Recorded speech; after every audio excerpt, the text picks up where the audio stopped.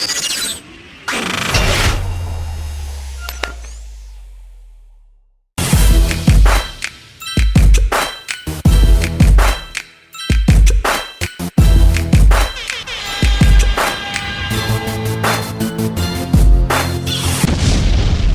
it's Derek Gordon, and it is that Midnight Hustle podcast. Thanks for coming back.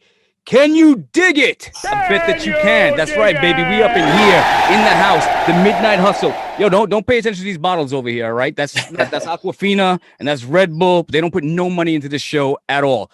They could be a sponsor. You know the vibes. Hit me up, cut the check, and we can put this front and center. But for now, you're going to get the barcode. So you motherfuckers start sending me some cash over here. So anyway, I've been down to do this interview right now. All right. Because back in, I started NWA Cyberspace. That was the New Jersey wrestling promotion that I used to be the booker for with Billy Firehawk, RIP to the brother. And we had a lot of great talent there, homegrown talent. You guys probably thought it was a TNA farm system. It wasn't. We tried, but fuck it, whatever. Lo and behold, though, we had a ton of talent that should be on TV, that made it to TV, and that's still out there kicking ass today. One of my favorite performers that was in the ring that time. We're going to discuss those times in a little bit, but he's here tonight because he has been touring the globe like a globe trotter, taking them skills across the pond, winning championships, and re-identified who he was. Tonight, you're going to be hearing from the one and only Buffa and the Boombox. Aayooo! Hey! Yo! That's what I'm talking about, baby. Bro. Yo, it's so good to have you here, man. I'm so happy that we're finally catching up. Been a really long time. Before we start, though, I know you got the Buffa. Aayooo, right? That's Dougie Fresh. You from the Bronx? All right. I know the Bronx is like like you heard. I mean, that's the new Aayooo. All right, I got you. Yeah, for this generation, you know. But Aayooo, that's just New York, man. That's how we talk. Everything's Aayooo. It originated in Harlem, where I was born and raised. Okay. You know, then it caught on, you know, Bronx, Brooklyn, everywhere else. So it's like, you know what? I want to give something back to the hood. Yeah. You know, because all money is legal. We was just products of our environment. So I wanted to have a cool catchphrase, you know. Mm-hmm. And I was like, man, we're doing an old school, throwback gimmicks. So I was like, what catchphrase can I use that's old school? And I was like, hey, yo, all right. Yep. Because, in the hood, you would hear that a lot. Hey, yo, there's somebody out of nowhere play, all right. And that would be my brother saying, all right. And I would say the Aayooo. So let me tell you the Brooklyn story. So I grew up in the Brooklyn projects, right? So I lived on the 11th floor and we had the bells, the buzzers, the intercoms downstairs. And your mother lose her shit. She's like, yo, tell them motherfucker stop buzzing the bell. I'm on the phone over here. So my boys used to go outside like, hey, yo. It's either that or, and I'll come out the window. Yeah, hell yeah. I miss those days, man. Dude, man. So how long you been in China for? That's where you're at now, right? Ooh, yeah. I've been here for about 5 years. Holy back shit, and forth. Damn.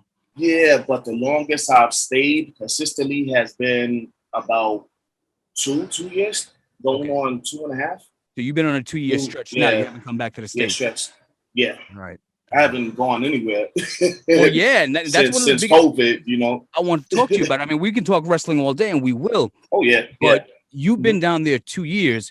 We've been in a pandemic, almost 2 years. Been in a pandemic 18 months. Mm-hmm. The funny thing though is you're in the place where everybody's pointing the finger of where the pandemic started. Oh yeah. So what's that like? Not only just being in China at the moment, where there's an outbreak. Possibly the origin of where the pandemic started, but being there during the conception of it, when it started, the rumors you started hearing, like, oh shit, do I go back to the States to be with my family? How serious is this? Am I on lockdown? Mm-hmm. Tell me what the experience has been like through this pandemic. Ooh, man, nothing I've ever experienced, or any of us, for that matter. It was weird, man, because we had a lot of things on, the internet about this, that, the other. But when you're on the ground floor, you don't see it. So you're like, is it really that bad? Because at the time, they was like, people was posting up these videos of like people in like Wuhan, China, just like passing out and dying and stuff like that. I'm in Tianjin, and I'm like, I don't see any of this stuff out here. And there wasn't many cases in Tianjin at the time. It was in like other areas of China. Okay. So I was kind of like, man, I don't know, man. I don't see anything happening here. You weren't seeing people getting sick. You just like, yo, that's a common cold. It's a flu. No way, man. No way. I didn't see any of that. Nothing the streets are still full. Everybody's just going on with their lives. So I say about a few months in, that's when it started to pick up. Like a lot of areas started getting put on lockdown. I was like, never put on lockdown. Okay. My building complex wasn't put on lockdown. City wasn't put on lockdown. So I was fine. I wasn't like tripping, ready to run home, because I'm like, everything is cool here. So but you're watching the rest of the world lose their shit, getting like back out in Italy and Rome, like people were like singing on the balconies because they were stuck there for 2, 3, 4 weeks. Yeah, I remember that. And I'm like, but nothing like that in China. They were like, yo, fuck it, go about your business. We got this under control. Yeah. All right. They were wrong, but yeah. I mean, here in Shenzhen, it wasn't bad like that. It wasn't all these like huge cases and stuff like that. And we didn't get put on lockdown. I felt it because like everywhere else got put on lockdown pretty much. Like business just stopped. Yeah. So I wasn't able to travel. I wasn't able to work. So that's when I really felt it. And that's when it became tough. My girlfriend, she had to work from home, and she's a foreman too. She's Singaporean. So she couldn't just up and leave, Right. She has work here just like me. So I was just like, man, I can't leave my girl here by herself. Like, what kind of man would I be if I just run back home? You met her out there, or you brought her with you? No, I met her in Shanghai when I was living in Shanghai. Right. Yeah, working with OWE. Gotcha. Then we moved to Tianjin. All right. Because she got a new job. I wound up leaving OWE and starting with a new company. So it all worked out.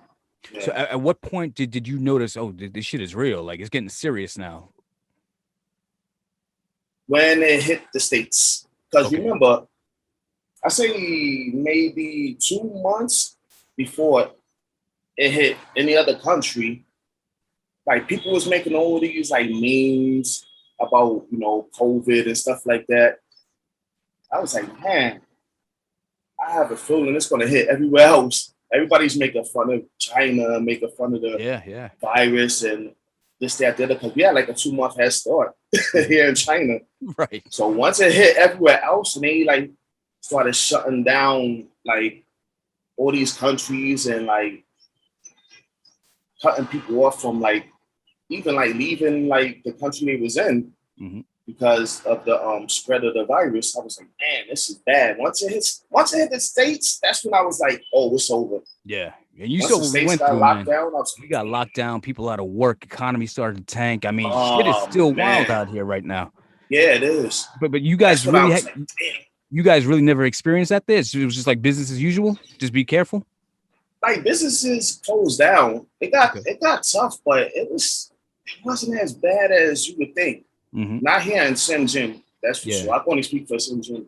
They were definitely fucking around on the internet. They were like, because they didn't take it serious in the States at first. Yeah, they January to March, beginning of March, and they were like you said, they were posting memes like, "Yo, when you see the bat signal in the sky, that means it's dinner out in China." I'm like, "Yo, that's fucked up." Like, come on, man. So I'm thinking, I'm like, "Yo, the people out there must be going through it, but we don't see it." And I don't know if maybe it's the way the government is, where they're not sharing certain information. Of course, politics plays a big part, and politics played a huge part here in America, and that's why we got all fucked up over here because we had bad leadership. Yeah. I ain't trying to get into politics, but it is what it is, man. It is what it is, man. Yeah, man. But let me ask you a question. So this has been going on for 18 months, and I'm sure you've been staying on top of the news. Out here in America, there's been a lot of hate crimes. Obviously, police are still killing black men. And now with the pandemic and then pointing the finger at China, there's been a lot of hate crimes towards Asians. How have you guys been reacting to it over there, seeing what we're dealing with over here? I haven't really seen anything about it here. No, nothing regarding like the hate crimes in the States. really. You know, one of my friends just like, it's funny you mention that because one of my friends posted up a video yesterday in our little group chat, and it was with this African American dude walking in the street, passes an Asian lady, and he just punches her. Yeah. And this was in China. Oh, that was out and there? It was posted. Yeah, it was posted on like one of the social media sites here in China. Okay. I was like, at first I didn't think it was China because I'm like, come on now, who's stupid enough to do that as a foreigner here? Yeah, well, all the cameras here. Like, I'm like, nah, that can't be. That's got to be the States, but it was China, and I was like, oh damn. It's been now. Crazy. Not only have they been attacking minorities, but like Asian crimes are on the rise now. So much so that the president's like, yo, we need to write a bill against Asian crimes. Not only were they just attacking Asians, but then they're going after weak Asians. And I don't mean weak as I'm talking about like elderly, like 80-year-olds, walking up and snuffing them and at the ATM. I'm like, what the fuck? Blaming them for something they had no control over. Man, that's a. Roof was like, yo, I thought we were talking wrestling. What the fuck? Yo, we can really get into it. I want to, but it's like, Nah, hey, I wanted to know what the experience was like because again, you're an American in the land where people are pointing the finger at, so you get to see it from both sides. You've got family out here. You're a black man out there who's dealt with racism on his own home soil, but now you're seeing that the people that you're with are getting racism out here where you would be. So you would be able to see it from both sides of the spectrum. So I was curious to see what the perspective was. Man, even before all these like hate crimes, I would be here in China and I experienced racism, of course. You know, is it racism or is it because everybody's Chinese and here's an African American walking the streets? Nah, and you're completely different. It's about 50-50, honestly, man. Because there's a lot of foreigners out here. Okay. You know, African American, you know, I'm not the only one. You know what I mean? If he fucked up, you're just like, yo, there he is. There he is. You know? Like, he runs to the KFC again. Get him. Like, yeah, you know, man, it'll be like nonsense like that. I experienced like the dirty looks and all that, and you know, I'm traveling through the airport, you know, trying to get through security. I'm getting pulled to the side, and I know what it is. Like getting frisked over there too. This is some bullshit. Yeah, this is nothing new to me. Yeah, you got a lot of Americans where you're at. A lot of people that you can relate to. Yeah, there is. You know, and they've experienced a lot of racism more than I have. Oh shit! Like some of my friends from like Atlanta, they live out here and they're teachers. Like the African American teachers here get it rough, man. Wow. The stories they tell me, I'm like, yes, from these little kids. And from the parents too. I'm like, I feel for them. Yeah. I'm like, I'm over here, I'm getting upset because, you know, I'm getting dirty looks here and there. You know, I'm getting profiled and stuff like that. And I'm like, my boys over here telling me all these horror stories. And I'm like, what the hell am I to complain about? Right. You know? But I'm not just going to ignore it. Like, we come this far and people still want to, you know. So just we should say racism is global. It's still global. So it don't matter where you're at. It's still fucking happening. It doesn't matter. It doesn't matter. It's not going to change, man. With technology we have now, like, I can understand. All right, some people here may have not seen a black person in person before. I can understand that.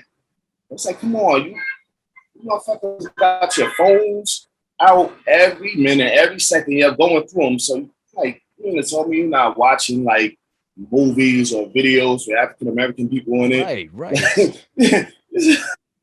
Like, come on, man. Like, let's be real. We come this far and we're still dealing with this. You said you met your girlfriend where, in Shanghai?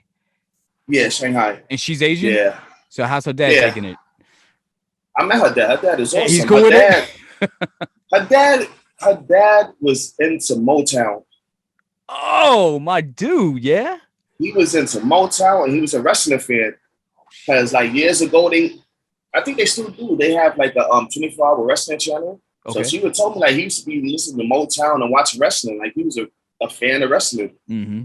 And her mom is awesome. My mom's from Hong Kong. That's great, man. You know, so I met them, I think about before the pandemic. Went to Singapore and met them, and they were awesome. That's gotta be a good feeling. Treated me great. That's gotta be a good feeling. Yeah. Because you were like, you the stranger out there, like, not with my daughter, not out here. Like, yo, come on, man. You start singing some fucking Smokey Robinson. He's like, all right, I like this one. Yeah. So yeah, he's cool, man. He's cool. That's good. How long you plan on staying out there? Man, this is home right now. Oh, for real? Okay, so it's not even like you're out there for business. Like it's just a 2-year stretch. You're like, you don't even want to come back. Nope. No reason to. I've been traveling the world since 2011. Okay. Wherever I lay my head is home. Wow. I'm done with the States as far as pro wrestling. Unless like something good comes along, like a solid contract, a big wrestling company that's on TV, because that's one thing I haven't achieved was that national TV exposure working for one of the big companies in the States. So that's like one thing left for my bucket list as far as me being a pro wrestler outside of starting my own dojo and wrestling promotion here in China. Okay. So those are only 2 things I've left. So you've worked Japan as well, right? You were in 01? Yeah, that's where it all began. Okay. When I moved to Japan. Yeah. What's the big differences between Japan and China when it comes to the wrestling industry? It's night and day. Really? China, like pro wrestling in China is like, I would say about 5 years old. Really?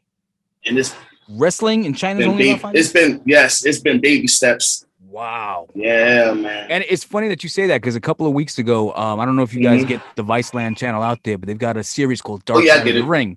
So they just did that episode when WCW went out there in the 90s into to North Korea. Oh, North Korea, yes. Yo, and they're like, yo, sold out stadium, 300,000 people. They didn't know what the fuck they were watching. They were sitting on their hands like, what is this? So you're saying it's a bit of a culture shock, but they're vibing with it now. They're like, yo, this shit is pretty cool. I'm digging it. Because I see how they react to you and the other dudes that are out there. And I'm like, all right, they're feeling what's going on. I like it, and they're involved. Yeah, they're catching on. They're catching on. But when I first got here, it was starting to like register with the fans here and the people here, because the crowds were good, man. I was so surprised. Because and I think it was, China is huge, a billion people here. Right, yeah. So there are certain areas where wrestling is popular and other areas where they've never seen wrestling. Okay. And I wrestled for like pretty much every wrestling promotion here in China, all over China. So the reactions vary, depending on where you are in China. So those it's gonna take a while. Do they know it's a work? Or you guys working kayfabe out there for now because it's still so new to them? Some of these young guys, man, they don't understand what kayfabe is, so they just like So then it's professional opening up fighting. the curtain. They just open up the curtain for everybody to see. So kayfabe really doesn't exist with a lot of people here. It does with me, of course, and whoever I'm around. But I think like a lot of them, they think it's well, put it this way, the fans, the Chinese wrestling fans, they know it's a work. But those who are like experiencing wrestling for the first time, they think it's a shoot. Oh, for real? All right. And another reason why it's like that is because like a lot of the MMA fights out here are worked. Because they do a lot of joint shows with MMA. Okay. So, Wait, so the MMA matches are work as well? Yeah, I've done a few where we sharing a locker room with these guys, and these guys are back there like going over there. Basically, like, yeah, I'm like, what? I'm like, the wrestling is more of a shoot than MMA when you really think about it. Oh man. But yeah, man, and these are guys who are going back. Like they got their friends there, and they like no kayfabe. They even told their friends that it's a work and all that. And these are MMA fighters, you know what I mean? Yeah, and it's funny because I was talking to Greek God Papa Don a couple of weeks ago, and we were just talking about, we grew up in a certain era where we had a passion for the business because it's something that we saw and that we believed in as a child. And no disrespect to any of the talent that are out there now, because their work rate is phenomenal. They run circles around the guys from the 80s. The difference is, though, is that I looked at those guys, maybe because I was younger, but I looked at them as grown men who had been veterans, who had been grizzled, who didn't sell, who were just fucking hardcore, keeping kayfabe. And now everybody looks like, my cousin, my brother, they're all smaller, and they're doing flippy moves. I'm like, yo, that shit wouldn't fly. That's not even real. So like any generation now that's watching it for the first time, especially here in the States, it's more like Disney on Ice for them. It's like, oh, coming to a town near you, it's wrestling with this guy and that guy and his promo and his catchphrase, his entrance. But because you have because it's in the infancy basically in China now, it's only 5 years old out there, you can reprogram them and take that old school and get real heat from the crowd. Yeah, man. And I do with the guys I'm working with. I told all the guys, I'm like, man, we gotta teach these fans what pro wrestling is. Yeah. That's all of our jobs, man. Because I'm telling you, like, China is it's gonna be a huge wrestling boom here in China. Okay. Everybody and their moms is gonna be trying to get something started out here once the travel ban is lifted. I'm telling you, because there's a market for pro wrestling, man, and there's a lot of money here. And you're there on the ground floor, so because you were one of the faces that helped grow it to introduce it to that market over there, they're gonna look at you as a legend. Yeah. Hey, man. Hey, man, it comes with the game, man. If it happens, I'm all for it. Yo, if they're giving you the opportunity that they weren't giving you here in the States, you take that shit, you ride it out, man. Oh, man. Hell yeah. Like, I was given a great opportunity with Japan. And it was always my brother and I's goal to move to Japan and work out there full time before we, like, even tried to like get a deal with one of the bigger wrestling companies in the States. And we got that opportunity, unfortunately, we went off to be a dad. And I just like kept on pushing, He was basically like, I can't do this indie wrestling stuff. The money's not coming in. Opportunities aren't coming in anymore. And he was like, I got to get out of New York. Because New York. I know it. Expensive as hell. Yeah. You have 2 kids. He's like, man, I'm gonna shoot down to Florida, Continue to be a dad and see what happens. New York City's for either the very rich or the very poor. There's no in between. I mean, and if it's in between, it's just like, you're not living the life you want to live. Paycheck to paycheck, Yeah, man. It's rough out there. Oh, man. I made the transition. It's tough, man. Yo, so question about your brother. 2 things. One, I know that he was big into music. He was doing, I saw on your YouTube page. He used to have some K-Murder tracks out there. What happened? Yeah, he was, man. He gave it up? He stopped. I won't say he gave it up. Just like with wrestling, he just stopped. But if you figure like right now, so I think you posted those videos back in 2010. So 2010 to 2021 right now, the way things have blown up in terms of technology. I mean, the mics that we're using right now, the SoundCloud, though, you can go out there, you don't even need a record deal. You can just go out there and push your shit. All these drops. Why don't he jump back on that now? He had talent. Yeah, he really did, man. He was dope. One of the dopest wrestlers / rappers that I've ever heard. I think he should. I wanna talk to him about that. He should, man. Because he still has a passion for pro wrestling. Okay. He still has a passion for rapping. It's just, getting that fire up under your ass. Yo, man, if it don't work out, somebody on you like, do it. Do it. Yo, if it don't work out, he could be Ludacris' stunt double. He got that look. Like if Shock G and Ludacris had a baby, that's your brother. Yo, you know what's hilarious? When I think it was like our first year in the business when we was training at the Doghouse. One of our trainers, Lathon, the Tower of Torture, we named him Ludacash. No shit. Because his name was Cash, and he just renamed him Ludacash because at the time he was coming out to Sunday Hospitality. That was our theme song. Uh-huh. And, you know, my brother looks like Ludacris. He had the cornrows at the time and all that. So Lathon just like, tonight, the Ludacash. My brother's like, what? My name is Cash. Like, right. Ludacash, motherfucker, go. And it took off. It took off. Like, it was like, oh shit. Yo, man, that's fucking awesome. And I'm glad he's doing well. Yo, he's got so much potential out there that even if it's not wrestling, there's so much more he could be doing. And I understand it's hard being a dad because that's why it's a lot of shit that I'm not doing right now. But like I said, with the availability of all the tools at your fingertips now, where you don't have to find a studio, you can literally, like, this is soundproof walls right now. Put that in a bedroom, in a closet, a mic, and like I said, becomes a SoundCloud rapper. There ain't no shame in that right now, and you don't owe nothing to the record labels. It's you keep it all in house, man. Yeah, absolutely, man. That's the best. That's the best. Let's talk about you though. So last week, I want to say it was last week, the 26th or so, around there. It was today. It was today last week. Yeah. Oh, today last week. All right, that's what I'm saying. So it was last week. Yeah, first ever IBEW champion, man. So tell me how that came about. Tell me about this promotion, and tell me why you're the chosen one, the face of the place.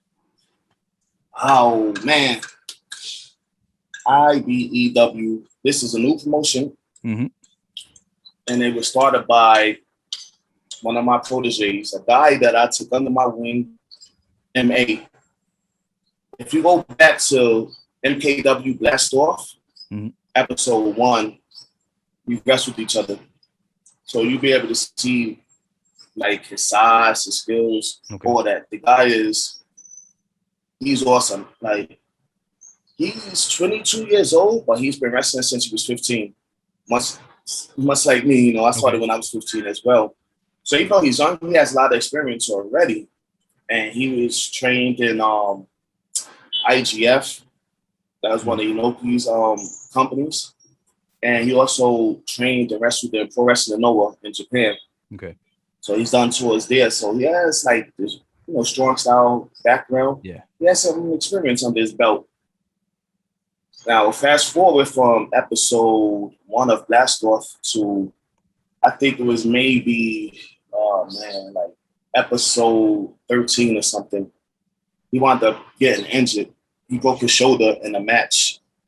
So he's been out ever since. And this was back in December. Okay. So he wanted to stay connected to the business any way he could. So he thought about creating his own promotion here in Tianjin. So this was his brainchild. And man, from the minute he thought about it to when it took place, it's like this. Wow, it's that fast? It was like that fast. Was it already in plan when he got hurt in December? No, nothing. Okay. Because he was out, got the surgery done, and he was just healing. Then, I've never been like injured to the point where I had to get surgery or I had to take time off. So I could just imagine what was going through his head. Like, I was still talking to him and stuff, but then he mentioned that he was going to be working on starting his own promotion. So I said, wow, that'd be dope, man. And this was probably like, I say, maybe like March or something like that. I think he mentioned it to me. And look where we at now, man. First show already in the books. 2.5 months he put together a promotion? Man. Pretty much, man. Wow. Yo, and let me tell you, that belt is diesel. Yo, it's heavy as holy shit. Yeah. No, I wish I could like hit this belt through like any screen I'm like right. Talk to somebody through and just let them feel how heavy this belt is. It has to be like 60 pounds, no lie. Damn, that much. Wow. Real jewels? Dude, I seen rhinestones the size of my fist, like jewels up in the... man. It's the design is a crown, right? On the front? Yeah, it's a crown in the front. Yo, it was nuts. I watched the match you sent me today. Good match, man. Solid match. Thank you, man. Thank you. Dude, and that, you know, that match was awesome. I'm still amazed because we'll take it back a little bit now. I mean, so you and I met back in NWA Cyberspace in 2005. More like I want to say it was towards the middle of 2005. And you know, one of the guys over there, I was telling him, look, we need new talent. We definitely need tag teams. Like, got this group Eagle. I was like, all right, man, bring him in. Let's check him out, see what's going on. And from day one, man, and I've said this on a previous podcast, I heard you guys out there. We put you in a dark match, and all I heard was boom, pow, ooh, ah, and the crowd was just on fire. Man. So, you know, in America, you know, and a lot of people don't think of it this way. They put together a match or they put together a card and they just start throwing matches wherever. They don't think about the structure of the match. But sometimes the structure of the card is just as important as the match itself. And there's a lot of wrestlers out there who think that if you're in the opening match, it's disrespectful. I never saw it that way. I always thought of baseball. That's your leadoff hitter. He's got to get on base. He's going to steal second. I always say I want to be first. Right. And because the funny thing is, I always want to put you guys on first because you guys set the tone for the show and you guys go like, all right, I'm done. Follow that. Good luck. Yeah. And you make the rest of the locker room step their game up. Yeah. Yeah. Man, that's a great spot, man. You and your brother were on fire, and I'll never forget the night. There's a handful of some of my proudest moments in NWA Cyberspace were the last minute decisions I had to make under pressure. And that's where, you know, that'll make or break you. That's where a lot of people just fold and like, fuck it. You know, we had to do a lot because either people missed their flights or they missed their bookings or somebody got injured, whatever the case was. And the fact that you guys were there that night, I mean, man, I've said it a million times. I'll say it 1,000,001. You guys made that tag team title worth fighting for, and I see you doing it now out there in China, man. So thank you. Oh shit, thank you. And you guys are keeping it real. I love it, man. Man, thank you for the opportunity. That right there, ooh, I will never forget it. We'll never forget it. That was a huge moment for us. It really was, man. At that time, you think, was that the first tag team titles we held on the Indies? Yeah, like one of the first. Okay. I think that was probably the second because the first tag team titles we held on the Indies was for WXW. Okay. The Wild Samoans. Office promotion? Yeah. Okay. Yeah. The tag team titles there, then that was like 2003. So 2005, we won the tag titles in NWA Cyberspace. Man, that just like shot us up here, man. The funny thing is like, and I said this before, is that every time we put out where I was with Billy and we were putting together the matches, it was almost like we were setting up auditions for our homegrown guys to perform in front of the TNA guys, so that maybe Jeff Jarrett, that's like, true. yo, those guys are good. We need to put them on our TV show. And I didn't give a shit. They snatched you guys up because the goal was to push you guys into that direction. And like I said, that night we got put into a bind. The solution got stuck in traffic. You guys happened to stay. You guys worked the SAT early in the night. And I was like, yo, these are the guys. There's no question about it. And dude, you guys had a phenomenal run.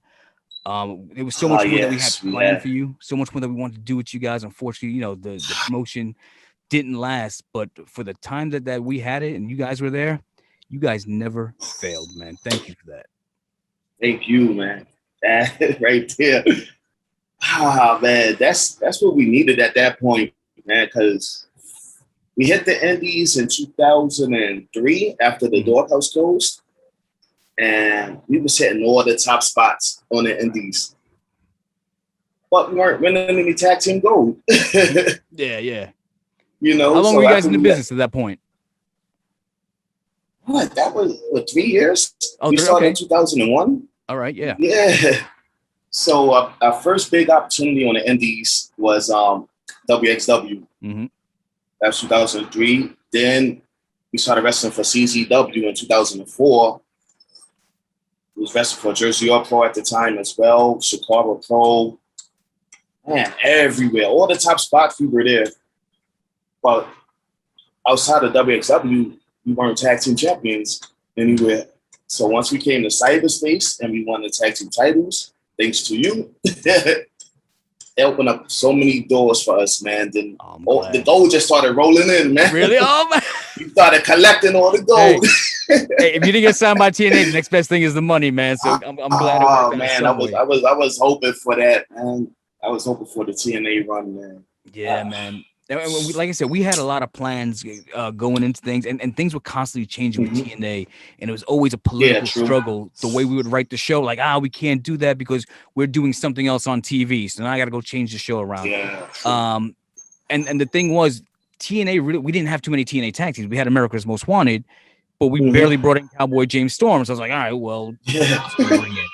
And it just became a pain in the ass to book tag teams through Bill Behrens and The Office, because now we got to bring in two guys, and then they might have different schedules. So it's like, fuck it, let's just build around All Money Is Legal. Let's work with what we got. Let them put on a clinic with everybody there. And man, like I said, the first time that I saw you guys, Dave Levy, he said, look, I got these guys, I want to bring them in. And I'm running around like a chicken without a head that day. You guys get into the ring. I'm like, all right, cool. They're here. Great. I'll watch the tape later, which I never fucking watch the tapes. But I'm walking in the corner of my eye. I see you guys get on your knees and lock your fingers behind your head. And it just stopped me in my tracks. And I'm like, what the fuck are they doing? And dude, brilliant. I had never seen that done. And I was like, yo, these guys really put a lot of thought into what they're doing and who they are and how they want to be perceived by these fans right now. Yeah, jeez, man. When that time came, I knew it was going to be you. We was bringing the hood to the ring, man. Yeah, man. Our environment to the ring. That's what we was doing, and it clicked.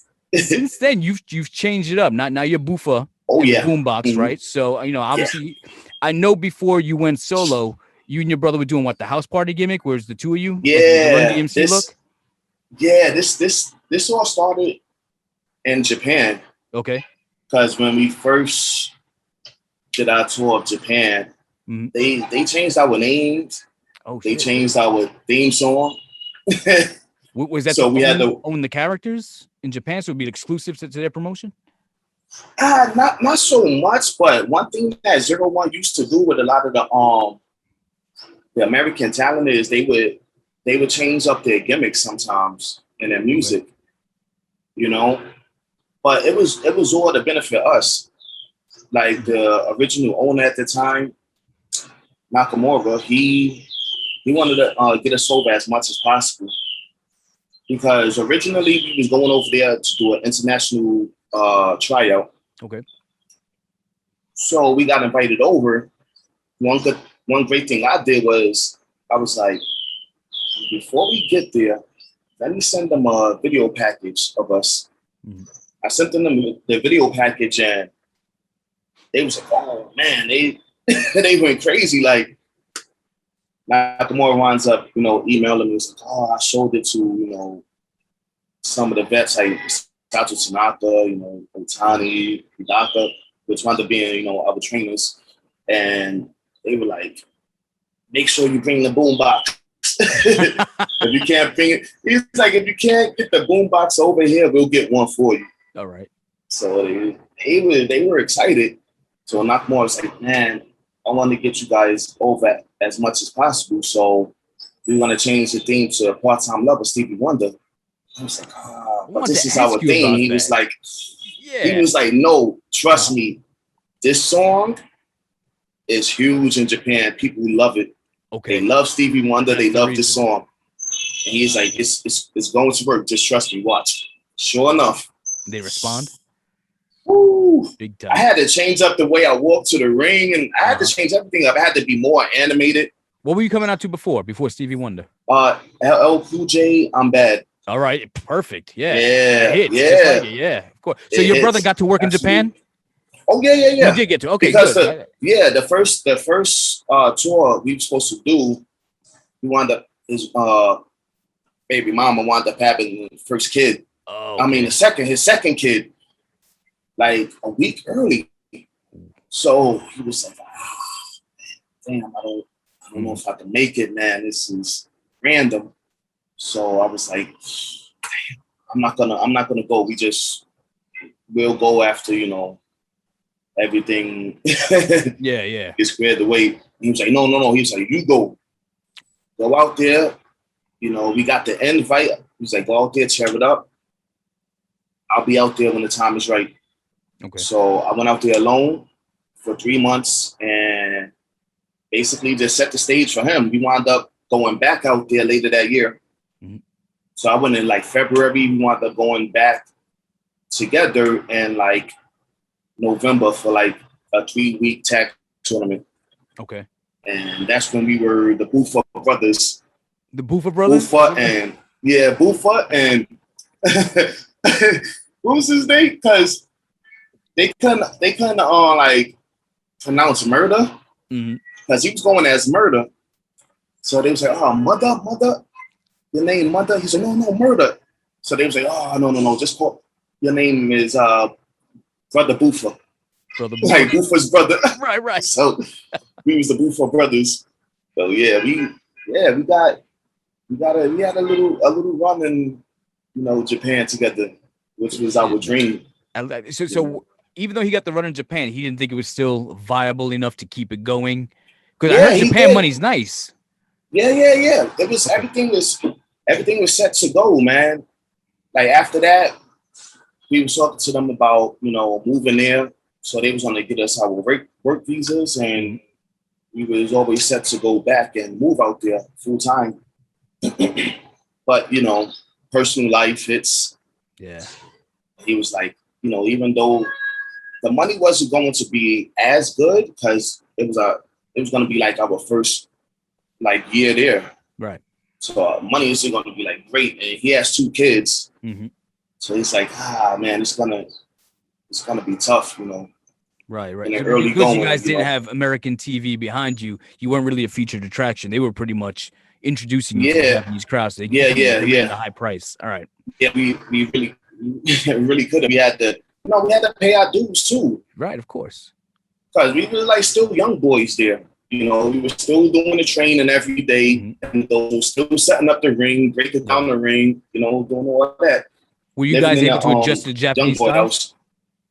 Oh, hell yeah. Yeah, because the doghouse, like that's the doghouse. It makes sense. They were big on Japanese wrestling, so it was an easy transition. Like don't get me wrong, it was tough. Like the training it's insane. 1,000 squats a day. All this, oh man, push-ups, sit-ups.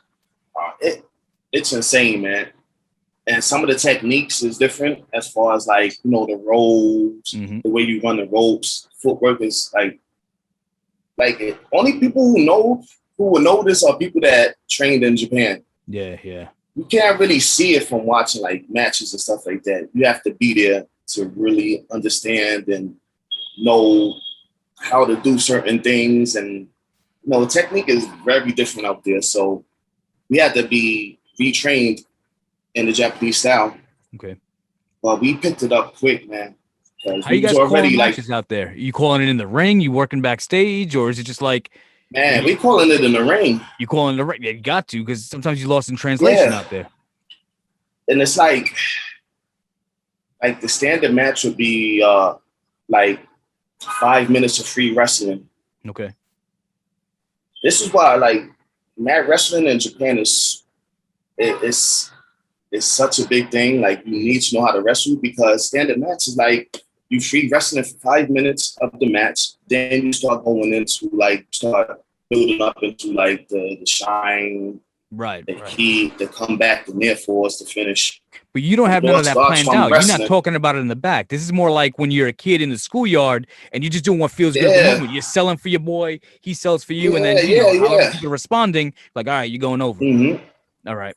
You just train wrestling, mat wrestling for 5 minutes, and you just like building up to the finish.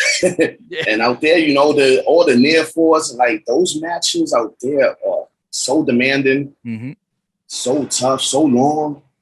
It's like the only time you have a break is when you're free wrestling. Okay. That's the only time you're gonna have a break in the Japanese match. Like, because after those 5 minutes are up, it's just like bang, bang, bang, bang. Especially after the heat, where all the near force is like boom, boom, boom, boom. They don't really like. One thing I had to learn is with like, you see a lot of guys throwing the forms and stuff like that, and people think they're no selling. When I was out there the first time and I got hit with a form, I sold that shit out of it. Mm-hmm. And they was like, no. Don't sell too big. Let it register. Okay. Let it register, but don't sell too much. Mm-hmm. That's why you see guys, boom, the guy sell it for a second, come back. Right. Let it register, then get back to it. That's so strong style in the fighting spirit. You have to stay alive. Yeah. So it's not so much guys are no selling. No. Everybody there has fighting spirit. That's what it's built off of, fighting spirit. So they don't want everyone's you strong, a forearm. Yeah, no, like, yo, you're gonna take 10 more of these fuckers. So that first one was a potato. You're gonna get a whole second. Yeah. And the no selling is basically the fighting spirit. Uh-huh. You see a guy get a belly to back on his goddamn head, and he's like, that's fighting spirit. He's fighting back. He's selling it. Right. At the end of the day, he's selling it. But he has the fighting spirit to shake it off and get back to it. Yeah, and that's one thing a lot of people don't understand. Yeah, like look at the Japanese folks and like, come on now. Get 2 and 2 together. Like a lot of people don't understand that. Right. And Japanese, I mean, you go back to the samurai culture, it's like die with honor. Like, yo, if I know I'm gonna die, give me the sword, I'll do it myself. And it's like, exactly. So like, here they're like, they don't see the connection. I'm like, right, you don't oversell that shit. It's like So let me ask you this. I know your brother got some kids and stuff like that, but I mean, had you guys stayed in the States and a contract was thrown your way and they're like, yo, you're gonna have to travel, you're gonna have to do live events, you have to do all this stuff, you'll be home a couple of days a month. Was he gonna pass on that as well? Oh no way. Okay. No way. That's what we were trying to get. We were trying to get that contract, man. It wasn't coming, man. It really wasn't, We had the opportunities and stuff like that, and people were like pulling for us to, get opportunities in these bigger companies, but it was always like, it was always like timing. The time wasn't right. Right. Like even like Rhino was trying to get me and my brother a job in TNA. No shit. Okay. Yeah, man. Back in like around cyberspace days. Did you guys bond through cyberspace or you knew each other before that? I think, when did we meet Rhino? I think we met Rhino in cyberspace or JP. Okay. Because I know he was doing both. Mm-hmm. So I think we met him at cyberspace, then we seen him again in JP. Then he like took us to the side and talked to us and stuff like that. And he was like, you guys should give Terry Taylor a call about TNA, he's one of the agents there. And he was like, oh, sure. And he was like, we don't have his number. So he was like, all right, take my number and here's his number. Yeah. And, one thing led to another. You don't get the call back. Did you get in communication with Terry Taylor or you just like message went on? Yeah, we did. And he was busy. I think it was like, we called him and it was like around like a pay-per-view, one of the TNA pay-per-views. So he was busy and, so, I mean, there's been people pulling for us, trying to get us these opportunities and these big companies. But yeah. What about dark matches? You get any of those? For bigger companies, no. No, nothing. Not until like recently when I had the tryout for WWE. That's what I was going to ask you. I saw some pictures of you at the Performance Center. What was that experience like? Oh man, that was so weird. Yeah, it was so weird, man. Because I feel like they're not looking for athletes; they're looking for entertainers. I think it's the other way around. Really? Because I would have a job right now if that was the case. Yeah, true. You put it that way. They're looking more for athletes than they are like entertainers and pro wrestlers. Okay. Tell me about your experience there, because you went there with the Buffa gimmick, right? You were already Buffa at the time? Yeah. So what did they see? What was the feedback that you got from the trainers there? And why do you think it didn't connect? The feedback was great that I got from the trainers. I knew more of the trainers than the actual like pros that were there. Like the feedback was awesome, man. Yeah. it was a great experience, but looking back now on things, it was weird, like going through that because, like, man, I almost didn't even get the opportunity to do the tryout because I was coming off of wrestling in Japan. Mm-hmm. You know, I only came home for the tryout because while I was in Japan, William Regal sent me an email and told me that, you know, I've been invited to the tryout. So when I spoke to one of the, I got his email because he's cool with one of my trainers. Okay. Otani, Sanjiro Otani. Yeah. Okay. So I wound up getting Regal's email and I just emailed them, you know, then he gave me one of the emails to one of the talent relation guys. Mm-hmm. And, you know, I went on the WWE PC site and like filled out the whole form and everything. All that stuff, you know. Then, how long were you there for? We're in the Performance Center? Yeah. That was like 4 days. Oh, okay. Okay. Yeah, because I was in Florida. My mom lives in Florida as well. So I stayed with her in Tampa. So I was already in Florida. So I went to the PC to just sign up and all that. Because like we do the sign up the first day and the next 3 days are the training and stuff. So I'll go there, do sign up. I'll come back the next day. And I do the physical. And they're like, oh, your blood pressure's too high. Because at this time, I switched up my whole diet to get ready. And I'm like drinking a lot of coffee. Yeah, yeah. So my heart rate was too high. And it was just, we want to give you about 15 minutes and come back and try it again. I'll go back again. Same thing. Damn. So he was like, the physical that put the kibosh on the whole experience? No, it went through. Oh, it did? Okay. Yeah. Being that I was there, I was already in Florida. I wasn't flying in the next day. I did the physical the day before the actual tryouts. Uh-huh. So the doctor was like, come back tomorrow. The day of the actual training, come back tomorrow and we'll do it again. I go to the hotel. I'm drinking like gallons of water. Mm-hmm. I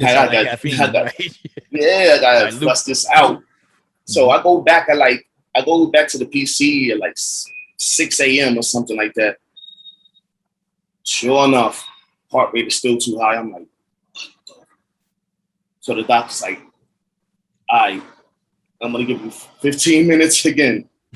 But if it doesn't go down, so I was like, all right, cool. So I go back 15 minutes later, it's down. So he's talking to me. He's like, oh, man, you know, you might have high blood pressure. Mm-hmm. And being African-American, right. You know, you may not live to see 50. You know, we want you to be here far past 50. So I'm like, I don't have high blood pressure. Like, come on, I'm telling him everything that's causing it. Uh-huh. And he's like just brushing it off. And he tells me this. He's like, you know, guys with blood pressure this high don't do good at these tryouts. They gas out within like the first hour. So now I got that on my head. Fucking, did you not see my tapes? What's wrong with you? Like, I've done this before. Like, come on, bro. So I was just like, all right, whatever. I brushed it off. So I have that over my head. Mm-hmm. I have the pressure of being the most experienced guy there. Was there anybody in that tryout that's on TV now? Yeah. Yeah. NXT that's another or main roster? One is in the main roster, and I think the other ones are NXT. Okay, that's just got but one of them was one of the coaches. I think her name was Lacey or something like that. Oh, okay, yeah, she was cool. She's one of the coaches that like took me to the side and was like giving me positive feedback and stuff. But man, once the tryout started, the training, we're down doing push-ups and stuff. dude, this power lifter right next to me. Mm-hmm. We're about half an hour in. This dude is done. Blown up. Out of here. And he's next to me. Mm-hmm. So they're like, get up. He's like, what? Come on, man. I can't breathe. So they're just going off on him. So one of the coaches go up to me and said, get your ass up. He's like, what the fuck, man? Mm-hmm. I got heart problems. I can't do this shit. They're just like, they're getting into like a heated argument and they're right next to me. I'm like, God damn, bro. So he's out of here. Right. Like a half an hour in. Then this football player, he's just like completely gassed. He's out of there in an hour. And I'm still going strong. Mm-hmm. And I'm like,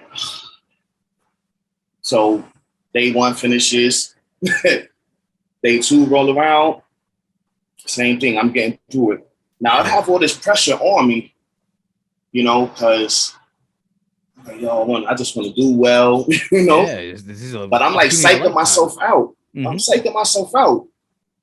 And like another thing I forgot to mention is the first thing we did was they had everybody cut promos in their character. Mm-hmm. So it was like 60 seconds, no person. So I do my promo, hit it out the park. Like people are clapping, like, oh, that's so cool, that was dope, blah, blah, blah. I came in with all this energy, but during the tryouts, I was told that, you know, I'm a little too reserved. And I'm coming from Japan, training in Japan, where our training is serious. So I'm like, reserved they want me to be physically, like what you're doing, or cutting a promo? Because I came in doing this high energy promo, but doing the tryouts, I'm just like focused. Okay. So I don't know what the hell they was expecting me to do. I'm looking at everybody else. I'm like, ain't nobody else like all hype and stuff. Mm-hmm. So I would like get in the ring, like, hey, yo, Rhymes. And I'll say my number like 12 and I do my drills and stuff. Mm-hmm. So I had some of the coaches come up to me and say, too reserved, like be more of a character. Like, huh? Yeah. Yeah, but I'm like, the only reason why I wasn't like doing that is because I don't want them to think I'm like being disrespectful, you know? Mm-hmm. Mm-hmm. Like as if I'm goofing off and stuff. Yeah. And I'm looking at everybody else, I'm like, ain't nobody else like wilding out and goofing off and like being all characteristic and stuff like that. So I'm like, I'm not being targeted, you know? Yeah. And I know it was based off of that promo. Because I came in with all this energy and I don't know what the hell they expected me to do. There was one dude doing backflips. While doing the promo? No, he was just like in between. Oh, in between. Like we would have to go to like ring to ring and do drills. Right. And he's just like doing backflips and going into the next ring. I'm like, I'm gonna do that. Like, yeah. Sure enough, he's on NXT now. The fucking backflips. Like, I'm like, I ain't doing that. Like, I ain't make myself look like a goofball. I'm here to train and yeah. Like, I'm marketable. Like, don't you guys want guys that are marketable? That's probably what they were looking for. They were like, characters. You know, the red light goes on. How are people gonna react to you? Give them that shit and make them sell t-shirts. Make them sell the product. Yeah, that's the main thing I was focused on. I like that. That's what matters the most. Forget what you do outside the ring when the red light was off. When that red light was on, that's where it counts. That's why I made sure I bought it in the promo, and reason why I bought it in the match. You know, I may have struggled with some of the drills, but I never quit. You know, I supposedly had high blood pressure, but I still got through the damn training with like no problem. Then we have the match, the tryout matches that they have after all the tryouts. Like the last day, they have a tryout show. And they had me in the main event of the tryout show, and they had me going over. So the guy I'm wrestling comes up to me like a few minutes before the match, and he's like, "Oh, you know, they have me as the heel," and I was thinking, you know, maybe we could switch the finish and I'll go over. So at first, I'm like, hell no. Right. But then I'm like, wait a second. I saw this dude getting interviewed. Certain guys got interviewed, and those wound up like fast forward wound up being the people that were they signed. moved up. Right. So like think about that. Like so I was like, all right, I see this dude get interviewed, and this dude did a tryout the year before. Okay. And I see him talk with one of the NXT dudes who was just happened to be there. So I'm like, damn, maybe they're testing me. Maybe they're testing me to see if I'm gonna like be like hard to work with and right. Like, yo, fuck if I want to bitch about losing. Right. Yeah. So I'm like, yeah, this is test because we all hear the stories about how things work there. Like, right. You want to make sure you don't have an ego. Yeah. So I'm keeping that in mind. So I'm like, you know what? Let's talk to them and see if it's okay. Yeah. So they're like, yeah, it's okay, it's fine. So I was like, all right. So we changed the finish and he winds up going over. And I'm just looking back now and I'm like, this dude wound up getting signed. You know. But you know what? That's not a bad thing though, because the main job, the main definition of your job is getting, not only protecting your opponent, but getting him over, selling for him, and showing that you can still be strong even in a loss. So if that guy needs his hand raised, like, yo, fuck it, I'll still get over. I'll make him look good, but I'll still be stronger. Same when I came in. And that's exactly what happened in the match. The match was solid. It was good. You know, positive feedback. You know, everything was like on point. They liked it. You know, but I'm just thinking about like all the bullshit that goes on there with the fucking like. You know what it is, man? I was like, man, I don't even know if I would even want to be there. Honestly, like I've been in the machine for about 4 days. I see how things work here, and I'm like, I don't know, man. I will have to really think about it. And the machine's not a bad thing. I mean, if you get that machine behind you, man, you'll be making money hand over fist. But you got to sell your soul to the devil. And to change who you are, you won't have creative. You won't be the same Buffa going in. You might be able to sprinkle some of your own shit in there, say, oh, I got an idea, but let me go read your script. Let me see what you got planned for me. And they take ownership of your soul, not just your character, but your fucking soul. And I've heard a lot of people go in there and they see the problem like, you know what, I rather, because the problem is that WWE or NXT or even AEW at this point, they're no longer territories, they're corporations. And they have to answer to their investors, their stockholders. They've got to talk about the profits and the margins. It's got to stay in the black all the time. And they're like, yo, what's going on? So it's got nothing to do with your work rate or your promo. It's got to do with how much you bring value to the company. And guaranteed, I know you would bring value. Oh, yeah. But at that moment, it's just a matter of, you know, maybe it's better for you. Maybe it's better that you didn't go there because you wouldn't still be the guy that you are. Or maybe you would have had a 1-year run. They're like, yeah, you know what? We're doing house cleaning after Mania.